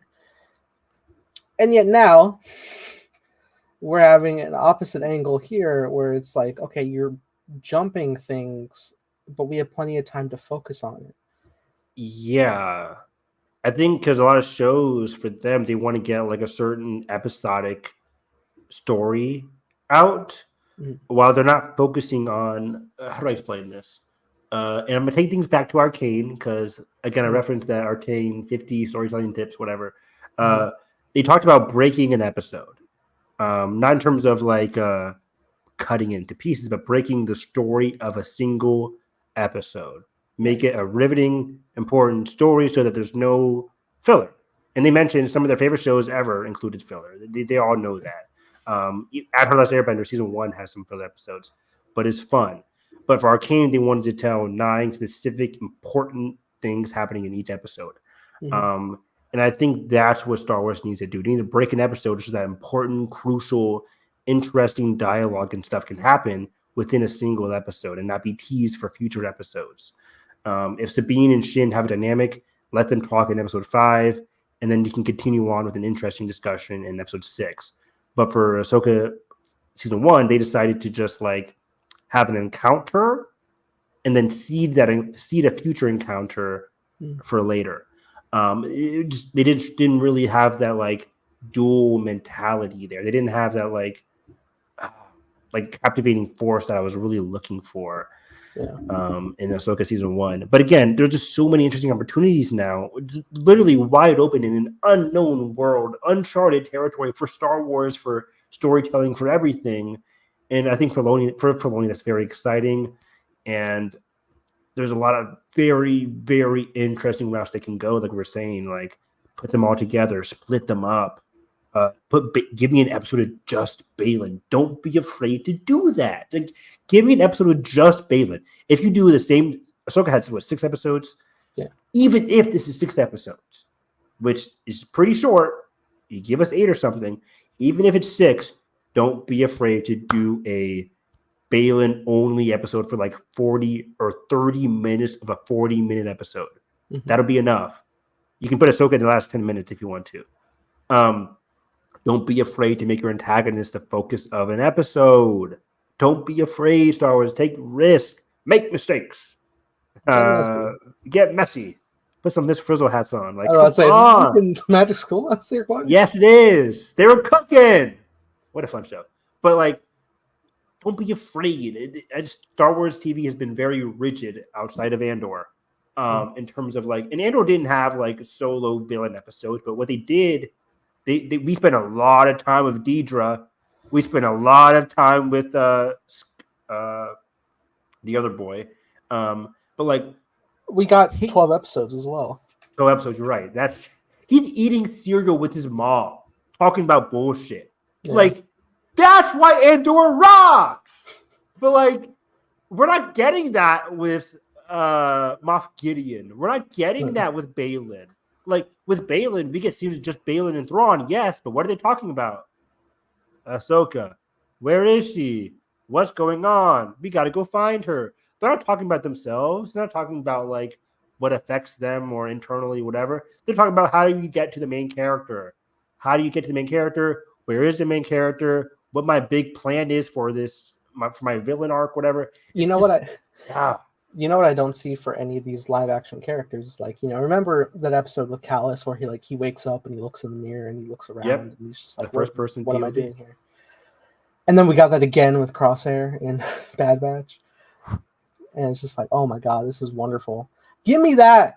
And I know often you have to be in a place where like the character's like, you're in the thick of it. This is all you wanted. This is everything you were striving for. And it's, fuck. You're right. Obviously, there's Shin and Balin are still in that quest of power. Obviously, it could have been different if Shin did go with Thrawn. Then you probably could explore something like that. But we knew from the jump, like, Shin doesn't want that. Yeah, we don't. Shin doesn't like being on this planet in general. She got a weird vibe from this planet, so that was a very interesting dichotomy where Balin's were confident and allured by this mysterious force, while Shin was like, I'm gonna do my own thing. And yeah, man, like going back to the Crosshair episodes, like that's 23 minutes, just 23 minutes of just Crosshair in the outpost or Crosshair and Commander Cody. Those are 23 minutes, but are arguably, I think the outpost is better than any episode in Ahsoka season 1. I think this really does feel like, come on. This really does feel like this comes down to not only like, obviously they're capable of it, but it feels like this ultimately comes down to just the number of episodes to tell their story. Like, because Bad Batch has 16. Yeah. Dude. And of course you're going to be able to develop the team on both sides, like Crosshair as well, and his journey of isolation, which we revisit many times, because there's so much story to tell. When you're under 6 episodes and the last one is always action-packed, climax heavy, you basically only have 5 episodes. Yeah, you have 5 episodes, and I'm never one to like scream and kick my feet about like, oh, only a 30-minute episode. I don't care about that. The story is written, and however much time it needs is however much time it needs. Like I'd be writing a story if it's only like 25 minutes, then it's 25 minutes. If I write a story that must be 40 to an hour, then it must be. It's just because that's the beauty of streaming. An actual positive is that we're not under like network guidelines of like you have to fit 7 minutes of commercials in, so you get a 21-minute runtime. Like we're not in that realm anymore. You can just tell the story what you need, and people need to realize that. But also studios and creatives, like, please take more time, give more episodic runs and debut time, which ultimately would just help you in the long run to stay in the conversation longer. Week to week. You're right. I do wonder. It's like, I think Filoni was happy with his product in Ahsoka season 1, but like, if you asked him, it would be a good question to ask. Like, Filoni, did you want 6 episodes? Was there always room for more? If he says, I was happy with 6 episodes, okay. And again, we're free to criticize his allocation of resources that he used for those 6 episodes. That's what, movie TV criticism is all about. But it's like, I wonder if he said if it's a mandate thing. I wonder if it is. I wonder if it's not. Like either way, it's an interesting topic. It's an interesting conversation to have because it's been happening with the Marvel shows too. Like, are they stuck with 6 episodes? Are the writers/directors happy with that, or are they not? And that's an interesting question. That's something I wonder. I wonder if like, and I know all of these were of different runtimes or release dates rather, because when you look at the timeline, obviously The Mandalorian came out in 2019. That pre-existed all the MCU shows. But 2019, if I remember correctly, was also the Comic-Con where they announced Phase 4 and a lot of the shows that they were going to be releasing. Yeah. So Marvel already was aware that they were going to release a number of shows. And I wouldn't be surprised if the whole thought process behind Disney was like, hey, that is a lot of different properties for people to bounce between. So maybe we shouldn't have long form seasons for them because that would be too much of a commitment to go back to back to back. Keep a more limited series run, 6 to 8 or sometimes 9 episodes, and then that'll run. And then they probably bled that into Star Wars as well. And pretty much on majority cases, it doesn't really work out that way. You're right. I completely forgot. We talked about the whole big news story last year, which had Iger. Remember, because the change in Daredevil, in that same article about the change in Daredevil format, or as a whole, they were talking about how Disney was really wanting to do limited series and that they're changing to make their products, or he's saying products, to make their shows and whatever they're doing more episodic and more like regular television. We had a whole news story about that in terms of like restructuring how they structure these TV shows. And I think that's definitely the case here. So, yeah, so we'll never really know, but it does seem like they wanted to make these because we have a lot of ideas. Let's make them 666 unless they're comedies like with She-Hulk or something, which 30 minutes. Let's make that longer. I think She-Hulk was like 9 or whatever. So like unless it was a shorter runtime or a shorter genre that can elude that runtime, it's going to be 6. If it's a drama / action, it's 6. 2021 Marvel alone 5 shows, which is crazy. Which, if that's the case, it has to be 6 because we make them 9 or 12. We're not going to be able to put that output out there. Going to overlap. Yeah, conflict of interest. But now that they're taking their time, this year they're only doing Agatha and I forget. We talked about it. Agatha isn't projected to be until like around October-ish, I think. Yeah, it's late. Something else is coming out sooner. Yeah. It's not Ironheart, is it? No, I don't know. Ironheart's next year. Next year? What was the other Marvel show we talked about? It's not Daredevil. No, Daredevil's not this year. Well, we're blanking on it. Because What If already came out. Right. Spider-Man Homecoming animated show is coming. But Agatha can't be the only Marvel show. Is Marvel Zombies this year? Maybe. Marvel show 2024. Just off the cuff, I've been hearing great news that they're still developing the Spider-Man animated show, which has been renamed, I think, to Friendly Neighborhood Spider-Man. Yeah, right now, Echo, right. Wakanda, this animated series. And it might just be Echo and Agatha. Echo in the right now and Agatha in the fall. Eyes of Wakanda. Is Eyes of Wakanda animated? I don't recall hearing that. The Eyes of Wakanda is on here. Spider-Man that we talked about, animated, coming out this year, and X-Men 97. And that's pretty much it. So yeah. So either way, 2 shows there, and then in Star Wars, they're just doing Acolyte and Acolyte. Acolyte along with Bad Batch and Tales of the Jedi this year. So yeah, either way, yeah. So hopefully things can get like executed better for Ahsoka season 2 because there's a lot of interesting ideas out there that they could do. We still have like hardly anything to go on, given where Ahsoka season 1 ended. But I also think outside of what's going on Peridea, like you said, I think half of the stories once again is going to be on Ezra reuniting with Hera and the political angle of like, hey, Thrawn's here and how season 1 is about how they reacted to the mystery of Thrawn. Is he even here? Now that they know that he is here, are we going to get any kind of Thrawn conflicts? Probably get Thrawn versus Hera in season 2. But nothing big and climactic until, once again, the movie. Right. But it's going to be very much Thrawn versus Hera on the outside, while on Peridea it's going to be Ahsoka, Sabine versus Shin and Baylan. Maybe get some Zeb in there now.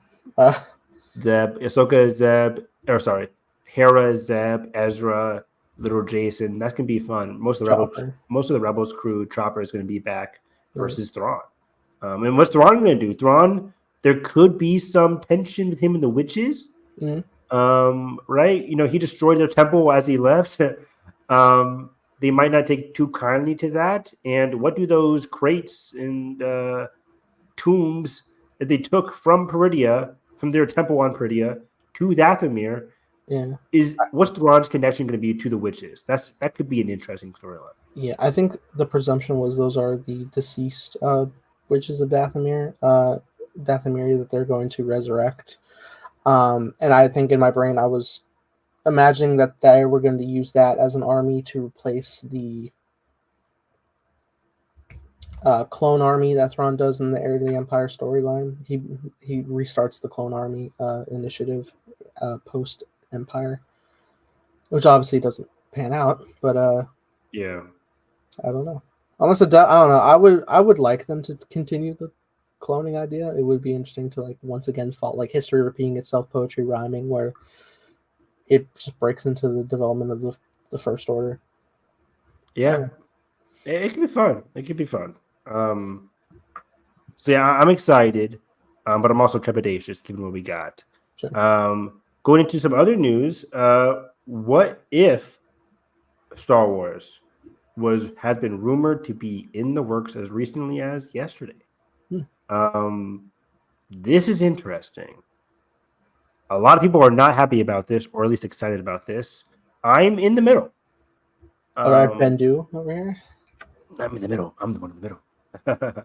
Where I think, especially given what we got in What If Season 2, people are way more trepidatious about this. Because same showrunners, right?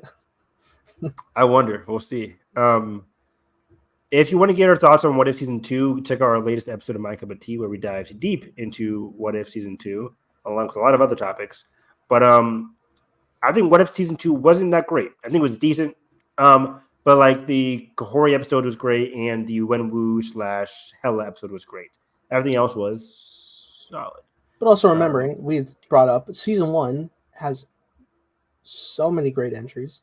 So many great entries, underrated entries, I would say. Along with the Doctor Strange ones, there was a lot of fun ones there as well.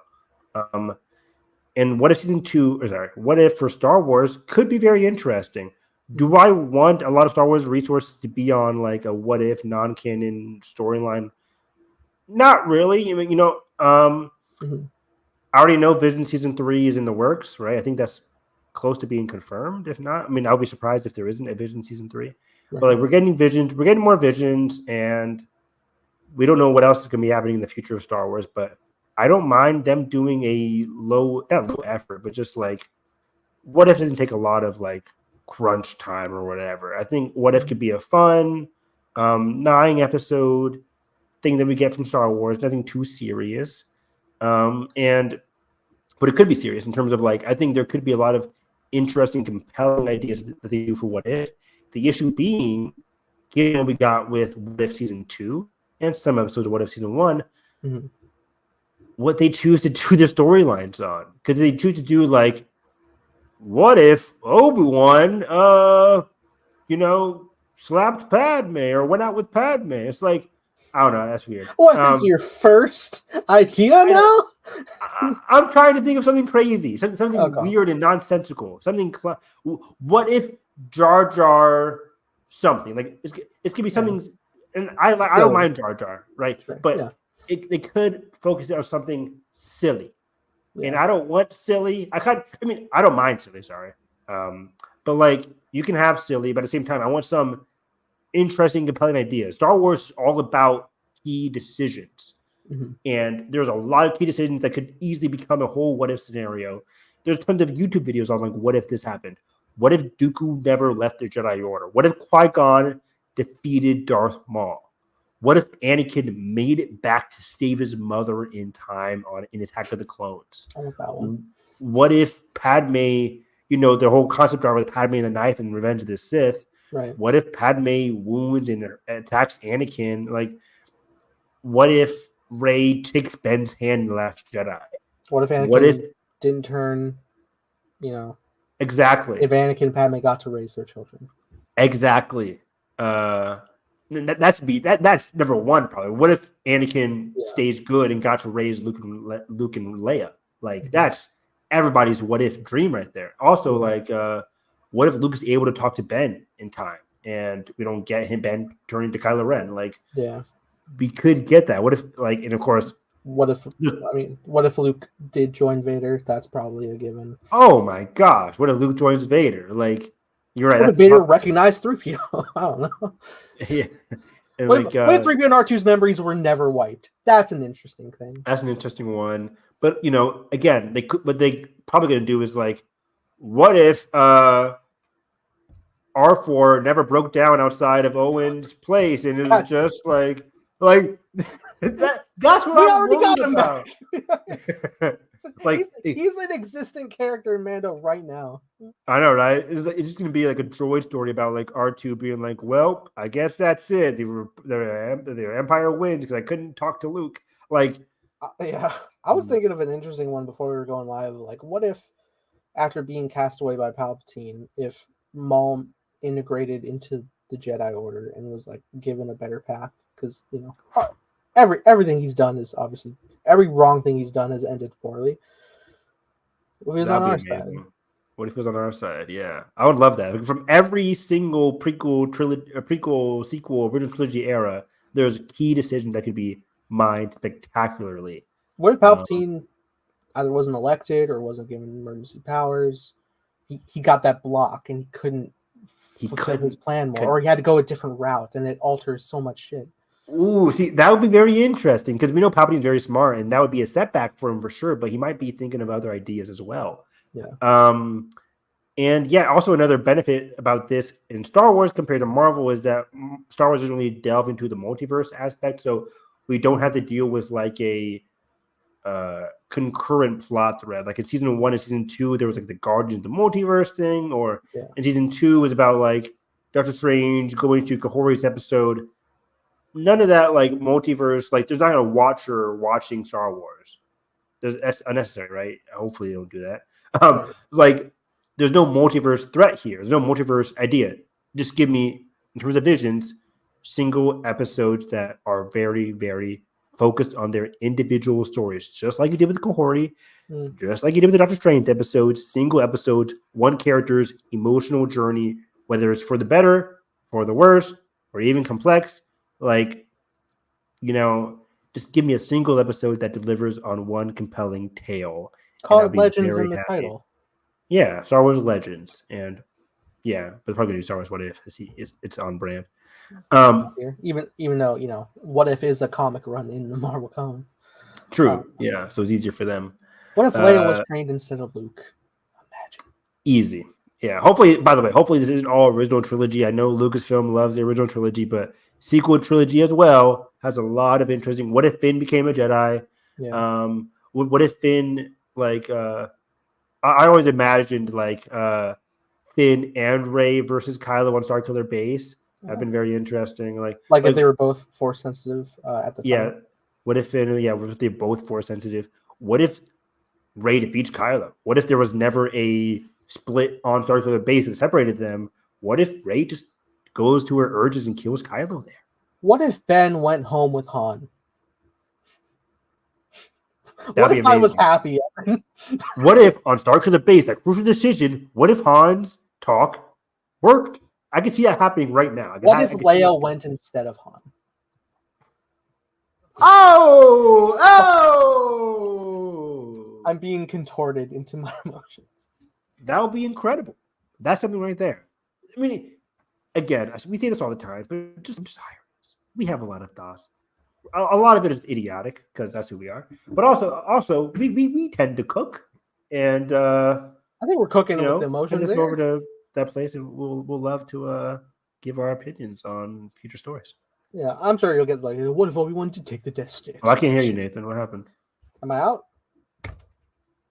Hello? I don't hear you. You fucking with me? Maybe it's on me. Hello? See something? Okay. Oh, that was on me. That was on my part. Okay. I was like, hello, am I back? And then I was like, are you fucking with me? My headphone jack slipped up. Yeah, sorry. Continue. Okay.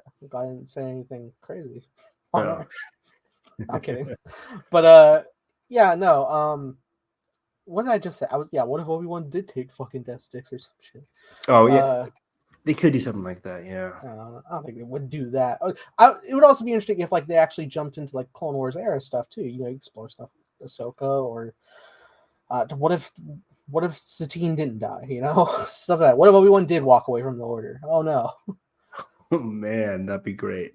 I mean, that would be a beautiful story by itself. Obi-Wan walking away from Jedi Order, but then I think the episode ends with him inevitably coming back. But just seeing that Obi-Wan and Satine relationship on screen for 20 minutes, beautiful. That we found out in the Kenobi show that Obi-Wan has a slight remembrance of a brother he had that he never got to know. What if the brother was the one that taken the Jedi Order and Obi-Wan just had a normal life? I would love that. And I'd also like this opportunity to do like book stuff. High Republic would be very cool in what if scenarios as well. I would like that. Yeah, I wouldn't mind that. Just latest. Yeah. In terms of execution, it's animated for sure. Yeah, there's no other way really. But same animation style. Star Wars hasn't delved into what if animation style yet. Are they going to stick to the Bad Batch Clone Wars animation? I think so. I think they're accustomed to it. That a lot of also like their background models and stuff are just like already molded and ready to go. It would be a faster way to track production. Especially if you're gonna do stories of characters from the Clone Wars era, that they already have the models ready to go. Yeah, I wouldn't mind them doing the 2D Star Wars, 2D Marvel format. Is that 2D? Is 3D? It's 3D.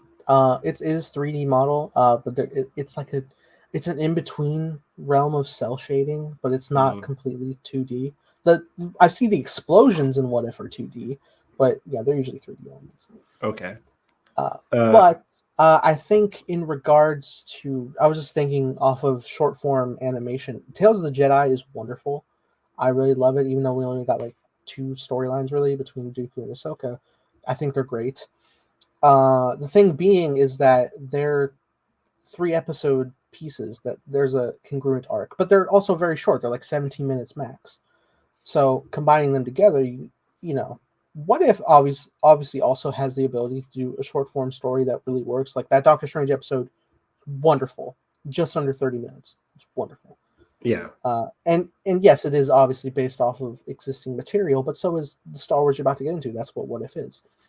So I think as long as there's a good set runtime for it to run, and they don't like make it as short as Tales of the Jedi is, unless they want to do back-to-back episodes, which I don't think they'd want to do. They want to like max out the slots with different variety.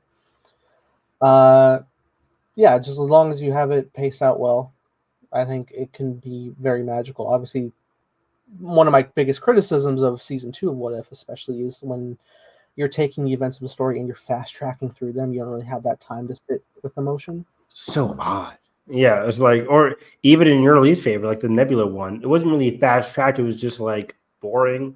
I'm like just don't do a boring storyline. Star Wars filled, probably arguably more than Marvel. Like Star Wars is filled with key decisions that are just so juicy. We just listed off 20 of them that would be very emotional for a variety of different reasons, from character-focused reasons.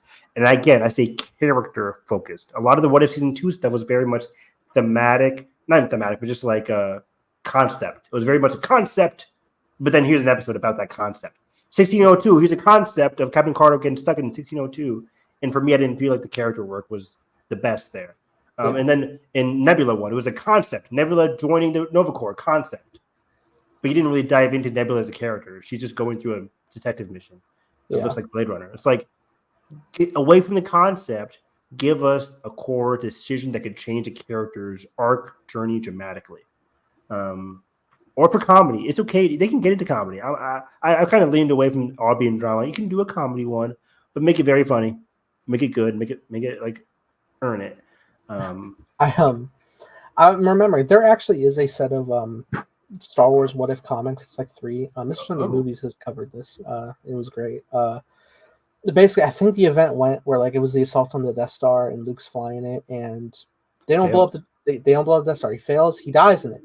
Luke doesn't make it, and so Obi-Wan reaches out to our remainder duo of Leia and Luke, presumably Leia, but like Leia. Wouldn't Leia get blown up if the Death Star is on attacks the app and then blows it up? Presumably, like I think Han got them out of there. Okay.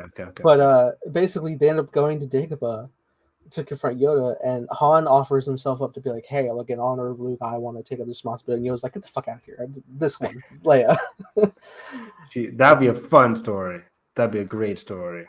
Yeah. And then Leia, the episode just tracks Leia's journey through the original trilogy. Right. It'll be a little bit fast forward, but like, I would love to see that. I would love to see that, something like that. That's definitely one if scenario there for sure. Oh, they could fucking Luke goes to Alderaan and Leia goes to Tatooine. Yeah, change that because they're not the same people. Their grow up dynamics could be different. Yeah, the Star Wars, the Luke and Leia original trilogy what ifs are in the thousands. There's so many Luke and Leia stories they could tell if they wanted. Just because everything stemmed from it, right? Like, yeah, even though they're in the middle of the timeline now, it's just everything started with them. So like all the prequels is like it's tracking to them. All the sequels stemmed from them. What if Luke dies and returns Jedi? What if he fails to turn Vader? Vader kills Luke and it's just Vader and Palpatine. Man, Leia would have to step up. Like, I don't want to know, but I do. I want a dark storyline. They have to give us one dark episode of like, what if shit hit the fan? You do. Yeah. I love me some darkness. I was born in the darkness. What if Obi-Wan took up Dooku's offer to destroy the Sith? That'd be fun. But moving on, you mentioned Tales of the Jedi, and there's a slight Tales of the Jedi news story, big rumor, that Tales of the Jedi could feature Sith and bounty hunters. Now, specifically, you wrote in the show notes BH, and I was like, "What is this?" Oh, I could not crack it. Bounty hunters, sorry. So this was by Star Wars Newsnet. They said there's a discussion about on the Star Wars Sessions podcast. I don't know that podcast, but they said it's hard to confirm stuff, but I think we've heard that there's going to be more Tales of the Jedi or Tales of projects. So I don't think that's ending anytime soon. The other co-host then says, we've heard Tales of something in an 8th Jedi, and it sounds pretty cool. If it comes to fruition, people are going to lose their minds. If we do get Tales of Jedi Season 2, they hope it's a little bit more about stuff like Dooku and stuff like that. They said they hope they can see more bounty hunter and Sith stuff. They've heard there's Tales of stuff is going to be pretty wild. So again, pretty much rumors, but it's safe to say there's a possibility that Tales of Jedi won't just be Tales of the Jedi. It could be Tales of Sith, bounty hunters, other Star Wars occupations, Tales of Imperials. Like, it doesn't have to stick with Jedi, like a Dooku and Ahsoka. Right. I think Season 2 might, and I think there's tons of Jedi that are going to be interesting this year for Tales of the Jedi. Like, I've always mentioned, like, do a High Republic one with some characters there. That'd be very fun. Or Tales of Luke and Ben. I need a Ben. I need a Ben one. That'd be very cool. Because they don't have to connect. I don't think Ahsoka and Dooku really connected. I guess you could say the downfall of institutions. It was like the broken location in the first episode was where Ahsoka ended up in the finale. Oh, true. But that's yeah. So yeah, I could see like Luke and Ben, or what else? Like Maul could be a fun one, but he's not a Jedi. You could do a Rey one in between 8 and 9. Yeah, Rey would be very fun. Yeah, please give me some sequel trilogy animated stuff, please. I beg. It could give us some Finn if they wanted to go forward. That'd be cool. I doubt it, but that'd be really cool. But yeah, in general, venturing if they decide to do tales of other characters like Jet or like Sith, like there's so many potential there. Tales of like I said, Maul, do a Palpatine focused episode, don't do another Vader stuff. We're good on Vader. But tales of like other Old Republic Sith, like do unknown characters. That'd be very cool, in my opinion. Yeah. Even in the realms of like bounty hunter, and they want to go smuggler. Like, give me some time with Han and Kira when they were young. Oh my gosh, that'd be great. Yeah.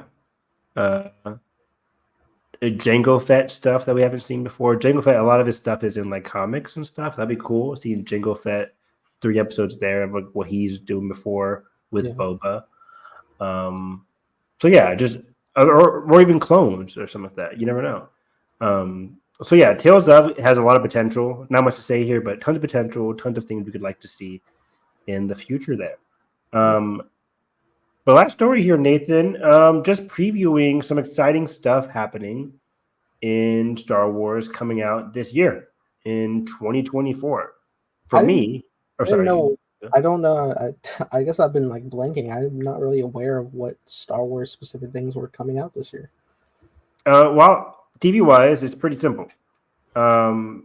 Acolyte, Bad Batch season 3. That's right. And Tales of the Jedi, and then closing out the year, which we don't know if it's actually Christmas time or not, but they did say Skeleton Crew is towards the end of the year after Acolyte. So live action is Skeleton Crew and Acolyte most likely being summer or fall, and then Skeleton Crew being fall/winter, while Bad Batch, I assume, will air the same time it always does in that April, May, June time span. Because there's 16 episodes usually, so 4, 8, 12, 16 usually goes from April to midsummer. Or last time I think it went from summer to like fall, like it led up to Ahsoka. But so Bad Batch and Tales are going to be the animated. So 4 TV shows coming out this year. Book wise, there's a lot of books coming out, but we don't have to get into that if you don't want to. But like Acolyte, I think has the potential to be flat out the best Star Wars show, which I know is crazy because Andor is 10 out of 10 masterpiece. Just play episode 10. The monologues are amazing. But I think Acolyte has so much interesting potential. Are you excited for Acolyte, Nathan? I'm extremely excited. It's just off the cuff of the High Republic era, isn't it? Yep. Yeah, I'm super excited to get into it. I know, Carrie-Anne Moss in Star Wars, like that alone will sell me. Remember, we both saw that leaked, interesting, trailer that they had shown at Celebration London. Yeah, it looked phenomenal. It looked wonderful. I had finally seen a shot. I finally saw the shot that didn't cut off where we saw all the lightsabers ignite, and not to be like action. Did you see it ignite? Yeah, like one saber ignites and then a bunch of sabers ignite behind him. I wonder if I ever saw. I don't think I did. I think I asked Noah. Maybe I did. Noah gave it to me, so you should have it. But yeah, and not to be like a style over substance guy, but like fucking hell, you can't help but get hyped over that idea of just like the Jedi in their prime all functioning together outside of the Clone Wars. Exactly. Let me read a synopsis because I forgot about the synopsis. The Acolyte is a mystery thriller that alone peak. Right. Mystery that will take viewers into a galaxy of shadowy secrets and emerging dark side powers in the final days of the High Republic era. A former Padawan reunites with her Jedi Master to investigate a series of crimes, but the forces they confront are far more sinister than they ever anticipated. The Jedi Knight, or the old Padawan, a former Padawan. That alone is interesting. A former Padawan? Like, did she quit being a Jedi? That's interesting. A former Padawan reunites with the Jedi Master. Or did they, like, already get to their own master level as well? I don't think so. That's true. But former Padawan, I think of the lead actress, Amanda Stenberg. She could be the Padawan. People think she's the acolyte, the Sith character. It could be that too. But a former Padawan, or the former Padawan could be Daphne Keene from Logan. Right, she's in this too. She's in the show. I should pull up the cast list somewhere. Yeah. Oh, there we go. But yeah, the former Padawan could be Daphne Keene. We have Amelia Stenberg, Lee Jung-jae from one of my favorite shows, Squid Game. He is amazing. I still need to watch Squid Game. I'm the only person on the planet who hasn't seen it. You probably are. And the reality show, Squid Game, the challenge was fun too. Manny Jacinto, I think he's from The Good Place, people have said, I think. Daphne Keene, Jodie Turner-Smith, who is amazing. If you have not seen, what was that Bonnie and Clyde movie with Daniel Kaluuya? Queen and Slim. She's amazing in that one. Rebecca Henderson, who we now know is playing for Nestra Rowe from the High Republic. She came out in costume in Star Wars Celebration London. That blew my mind. Vernestra's one of the best characters. She has a lightsaber whip that's purple, and it's amazing. She's going through a tough time in Phase 3 because of what happened in Phase 1. Yeah. But we're in Phase 3 already? We're in Phase 3 of the High Republic starting I'll never catch it. last year. I mean, if you just want to read the adult novels, it's just 5 novels to catch up on. 3 in Phase 1, 2 in Phase 2, and now 1 in, I guess 6 now. That's all I use my Amazon gift card for. Get those audiobooks. Yeah, get those audible credits back. Yeah. Charlie Barnett, who used to work with Leslie, what's her last name? Whatever. Leslie Headland on the show with Poker Face Girl. Right. What was it called? What was that show called on Netflix? Thursday. It was like she would go back in time kind of show, relive her day over and over again. But Charlie Barnett was great in that show. It was more of a comedy. Russian Doll? Russian Doll. Thank you. Let's go. I watched it and you didn't. And I still know it. I'm kidding. Oh, so before the podcast, I watched 2 episodes of Jeopardy with my sister. We were competing. Nice. How'd it go? So I guess my brain's firing on getting points. How was it? Who won? She won the first episode. I won the second one. Nice. So now I'm, but I've won both Final Jeopardies, and I feel great. Really? Yeah. What was the Final Jeopardies? Do you remember? The first one was like this GX1 discovery in it was astronomy, and like discovered in like the 60s or something. The answer ended up being black holes. So I got okay. Then the next one. Oh, I'm sorry. Wait, I'm a fucking liar. I didn't get this one. My nephew got it. Us adults didn't.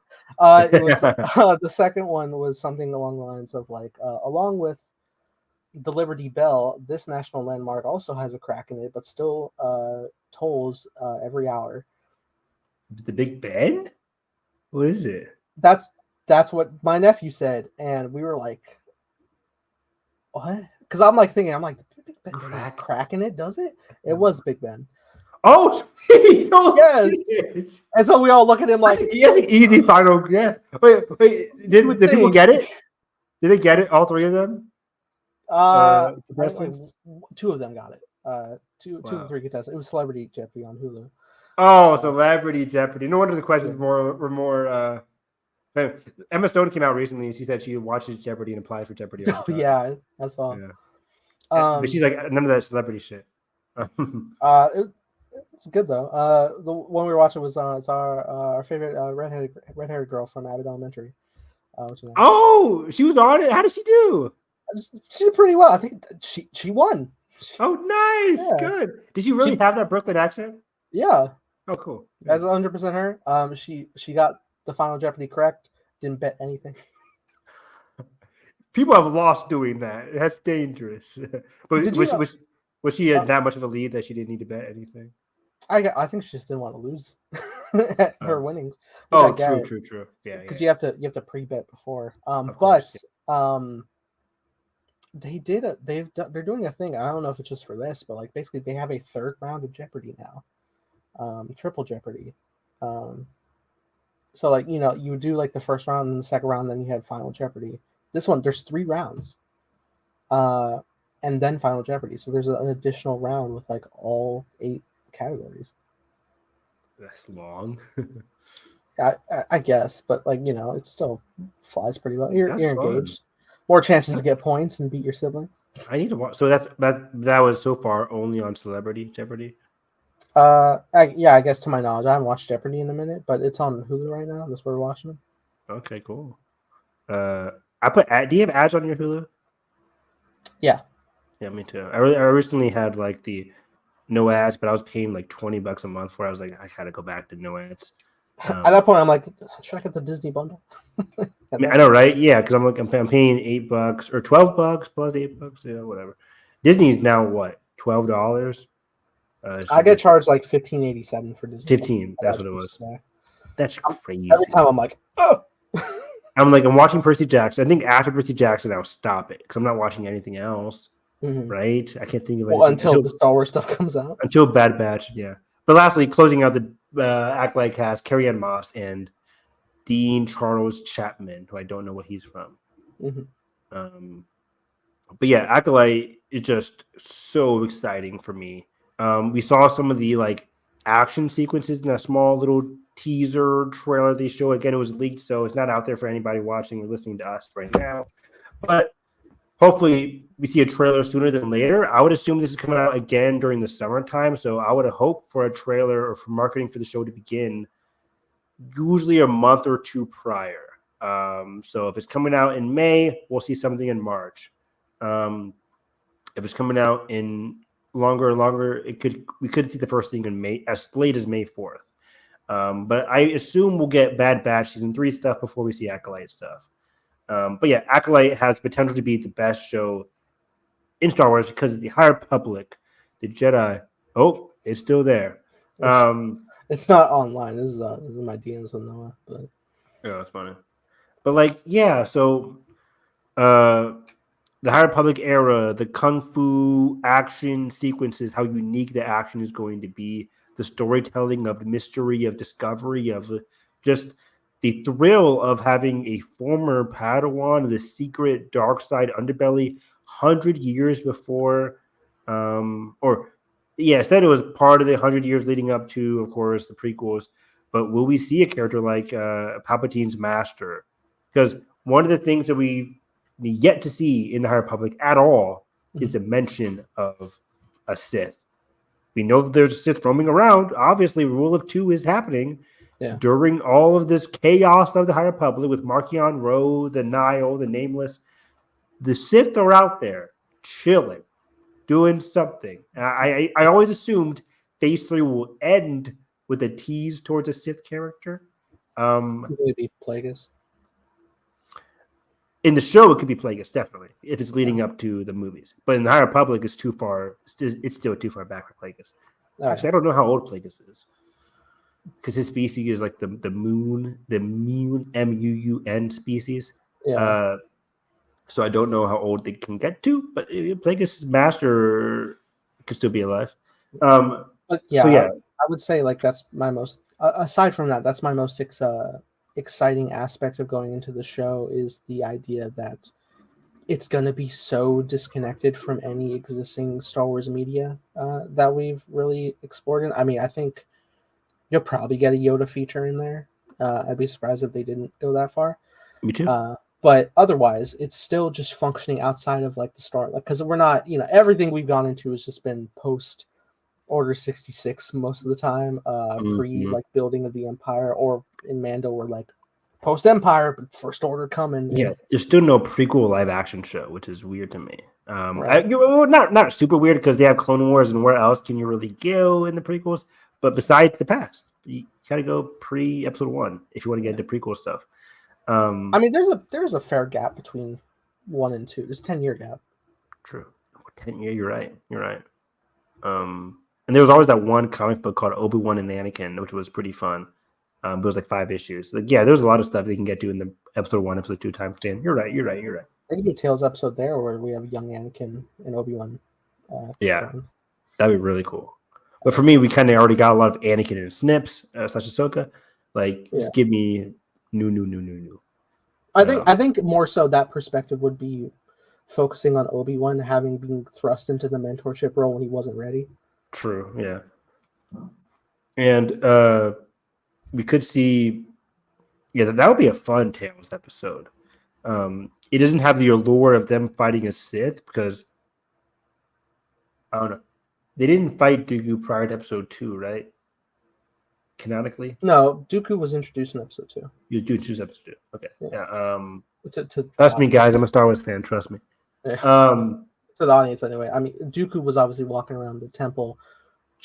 I think we saw he's during the events of episode 1. Dooku is at the temple. You're right. Yeah. Didn't get to meet Obi-Wan though. He doesn't meet Obi-Wan until he captures him. Geonosis. Hey, you look cool. What's up? So yeah, Acolyte is one of my most anticipated, of course. Bad Batch season 3 is right up there. I think tears were shed in the Bad Batch season 3 finale. Still one of the best. Order 99, one of the best episodes of Star Wars animation that I've ever watched. I think season 3 was stellar. There were a couple episodes that were just, stuff of the week, but even then there was a lot of interesting things to talk about, whether it was like the kaiju episode, which was very fun. They were in the mine for a couple episodes in season 2, but thematically season 2 really, really, really worked for me in terms of how they'd established themselves as a family in this fledgling galaxy. Like, it was super interesting. And now for season 3, like you said, in terms of for Ahsoka, you mentioned characters just getting plopped into unique settings. Now we have Omega and Crosshair behind enemy lines together, a reformed Crosshair. Like, we haven't had this duo since the first episode of season 1. And now we're back. And wow, that's going to be really cool. There's that doctor woman character who presumably in a grown Omega, like an original Omega. Is that a theory, or do we discover that in the finale? I think that's legit. I think it's the same voice actress, and I think that's the. I think they set it up in the dialogue of just like. I think so, but I can't remember. Like, did we just theorize that, or if that was actually set up? I gotta watch the finale again. I feel like I would remember that. I could see them like saying like her chromosomes cross with Django's, and that's how we got Omega. But yeah, it's exciting. It's devastating that it's the final season. Is it confirmed to be final season, by the way? Or am I just making that up? It's confirmed, yeah. Okay, yeah. I'm stunned that only the audio of the trailer leaked and there was no visual aid. Yeah, why have we not seen a trailer yet? Jennifer Colbert, hopefully you said her last name right, but Jennifer, she teased like, oh, there's a lot of Bad Batch was trending during the day that Mandalorian and Grogu, or maybe it was during Ahsoka. During one of the Star Wars news days this week, Bad Batch was trending because people were like, okay, cool. Where's Bad Batch at? Stuff that's coming out this year. They were like, where's our Star Wars show? Where's that at? And she's like, oh, you want a trailer, huh? And we were like, yes. Yes, we do. Remember when we were at the season 2 panel, how flooded that room was. Flooded. We were on the edge. And we were like, and we got there early. I know. We were an hour early, and somehow we still. And our view of the screen was that. It wasn't great, Bob. But we were there in attendance, and I was so happy that like so many people watched it. By the end of this run, Bad Batch could be like the second best Star Wars show next to Rebels. Like it will be up there with Clone Wars. Even if Clone Wars has like over twice as many seasons, nearly 3 times as many seasons. Yeah. I think Bad Batch is for 16 clean, great, fun episodes each week. Well, the advent of consistent storytelling through season, because Clone Wars was pretty anthology. Yeah. Even though obviously it's the core of Anakin, Ahsoka, and Obi-Wan. It's still like it's the droid week. Yeah, to each their own. But yeah, Bad Batch has just been so phenomenal for me. Yeah. And we don't know what they're really planning, right? They want so far in season 2, what they've done is in season 1 they destroyed Kamino. In season 2, the Empire, the growing Empire, is going in on like the construction of stormtroopers. Remember the outpost? One of the big reveals was that Crosshair was defending stormtrooper armor, armor that he wouldn't be able to wear. Basically, as he's getting sent out, clones are being just like taken away, and in favor of like the Death Star, of Tarkin's initiatives, which he doesn't need the clones anymore. So the clones are officially getting like cleaned out, like get out of here, basically. No like reformed packages or whatever, no VA. So I'm very curious to see what impacts the clone program, because this is unfortunately going to be a very dark season. We know how it ends. There are hardly any clones in the original trilogy. They're extinct, basically. Yeah, they were already establishing in season 2 like the push out of clones for recruits and like the evolution of the armored stormtrooper and the less accuracy of the trained clones. Yep. So it's going to be very interesting to see where that goes thematically for the end of the clones. Does that mean they all die? No. We all have that planet where all the Bad Batch were from, or not from, but like they could stay there, that safe haven. Right. That could always just be their safe haven. But we know they can't go back there now because they have to go rescue they rescue Crosshair, rescue Omega. Could Tech still be alive? Unfortunately, he did die in the finale. His body was gone, Evan.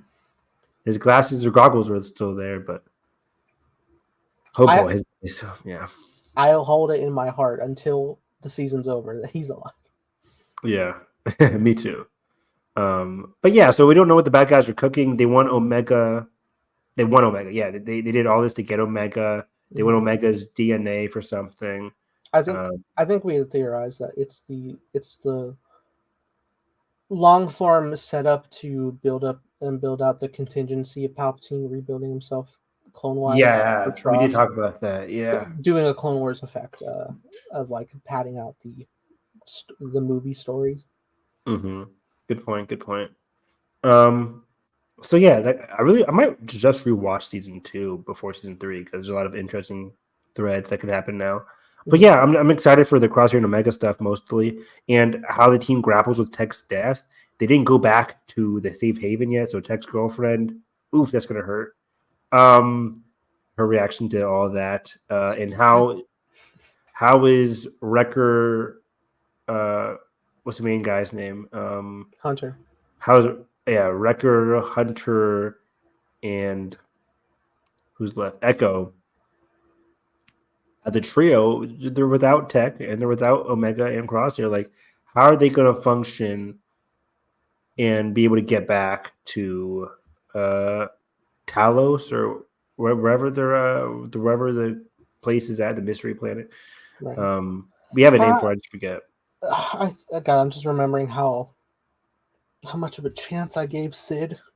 Yeah, we did. That was another big thread. Yep. Me and you both. Because there were multiple points where like it seems like she actually gives a shit about the team. The race car episode. Yeah, the race car episode. I mean, Omega stuck up for her.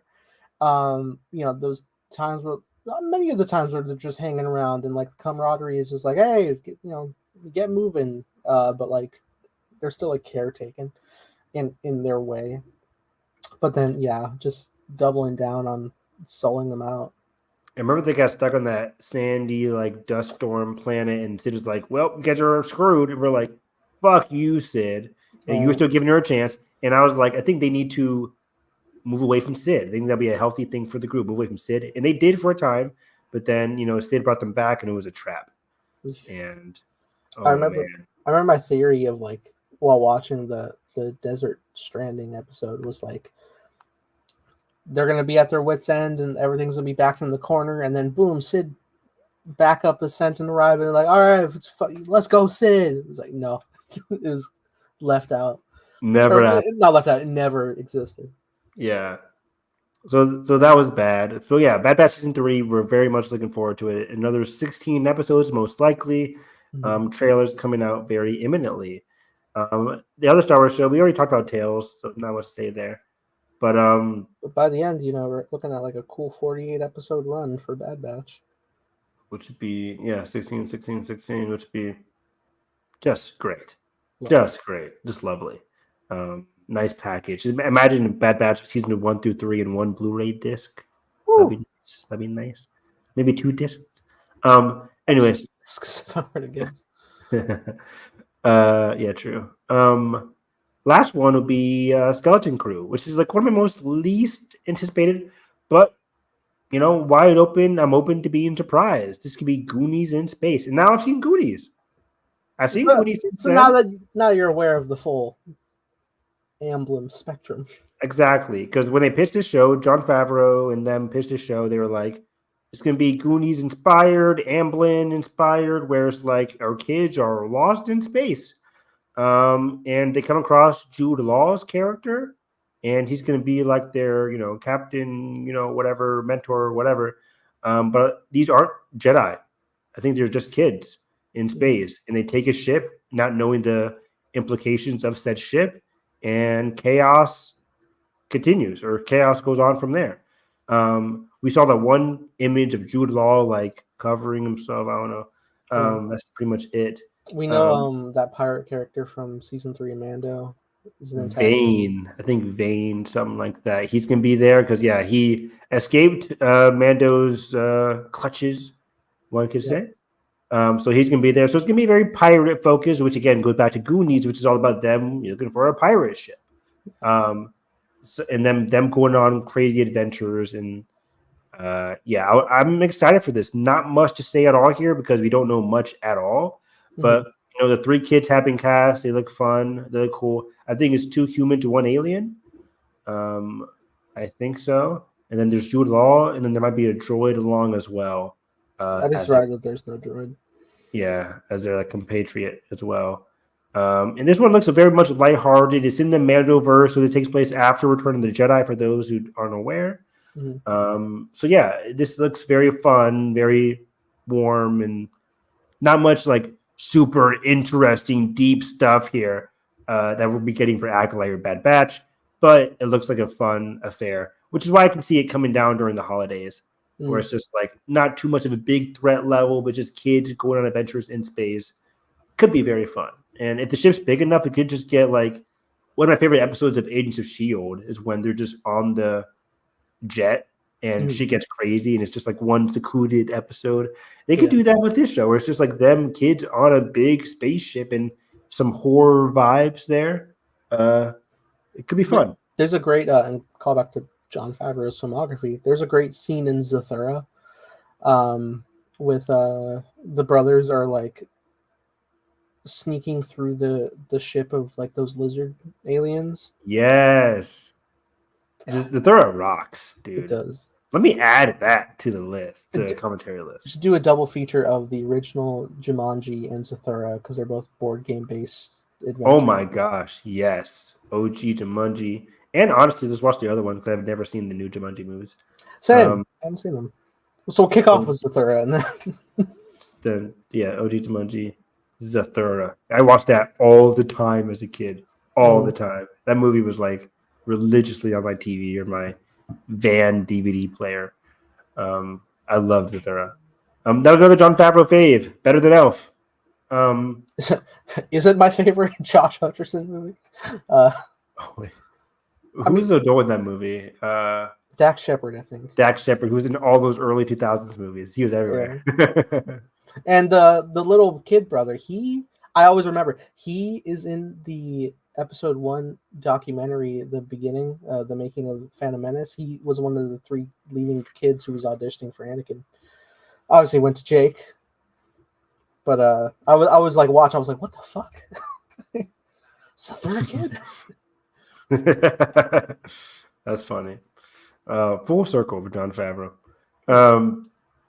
But yeah, so Skeleton Crew is like again least amount of like tension, threat, but it could also be very fun, just a simply fun family affair for Star Wars. I'll be honest, I think it could crack my top 3 live actions for Star Wars series.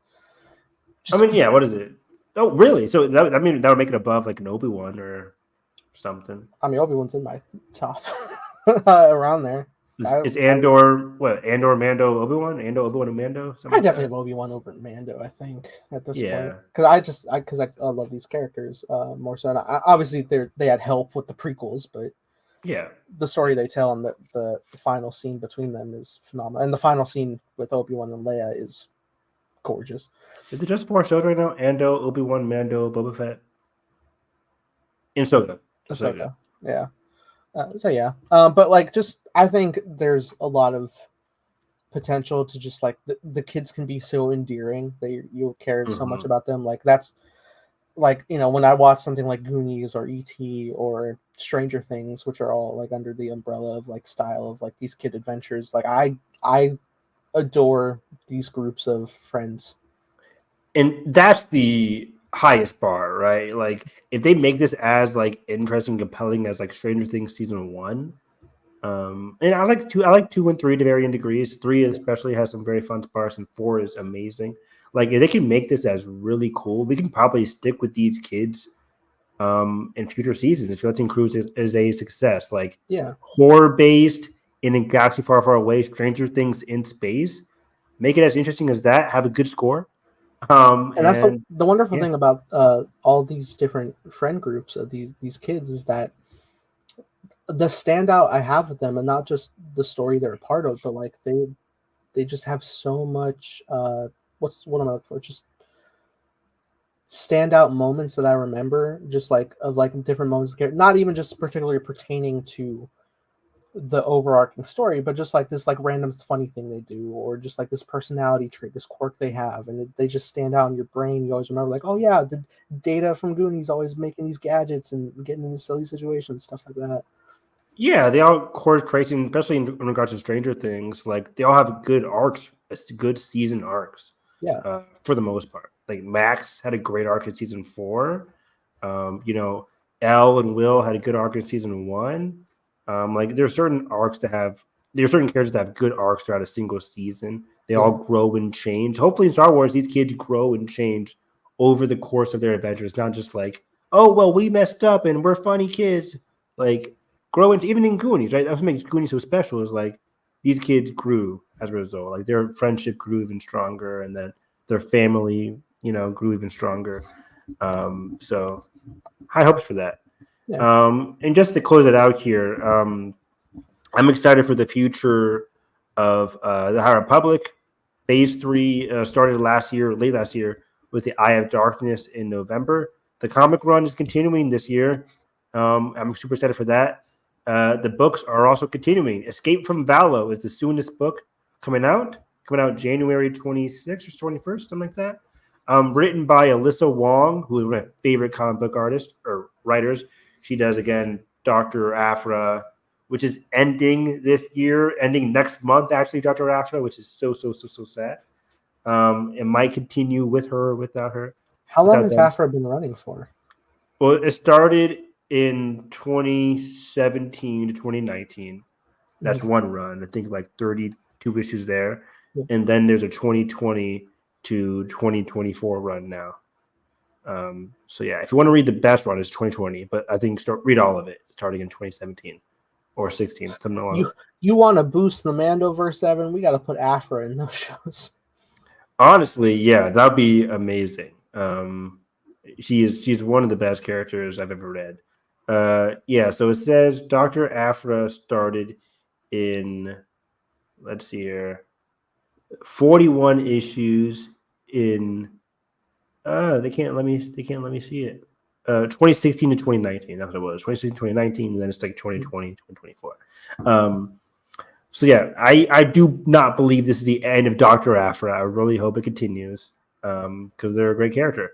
But yeah, Escape from Valo is coming out in the High Republic, and then we have more. I think we have 2 adult novels in the High Republic coming out this year, 2 more middle grade novels, and 2 more kid novels. So a lot of novels in the High Republic coming out, and just next month or in March, there's a new Star Wars book coming out, taking place before the prequels, and it's going to be all about the Jedi Masters. Oh. I forget what the title of it is called. Star Wars book. Give me one moment. Star Wars book, Jedi Masters, 2024. It is called. No. By the way, there is a Mace Windu book called Glass Abyss coming out this year. Mr. Glass? You're right. How do I not? It's coming out in August. Wow, I did not even. But yeah, it's called The Living Force by John Jackson Miller. and it talks about how it takes place before the Phantom Menace, and it'll be taking readers on a road trip with each member of the Jedi Council, while one member of the Order fears they are about to decline into nothing. I wonder what that's about. But yeah, the Living Force, it showcases all the Jedi. You can see like Mace Windu, Yoda, all the High Council, even Yaddle right there. Yeah. And John Jackson Miller is a very famous Star Wars author who did like the Obi-Wan Legends book called Kenobi. Okay. So yeah, a lot of Star Wars books to look forward to, a lot of comics to look forward to in 2024. So yeah, we'll be back to do more Star Wars podcasts, but this was fun. We didn't go to 3 hours like we did our last episode. So there's time.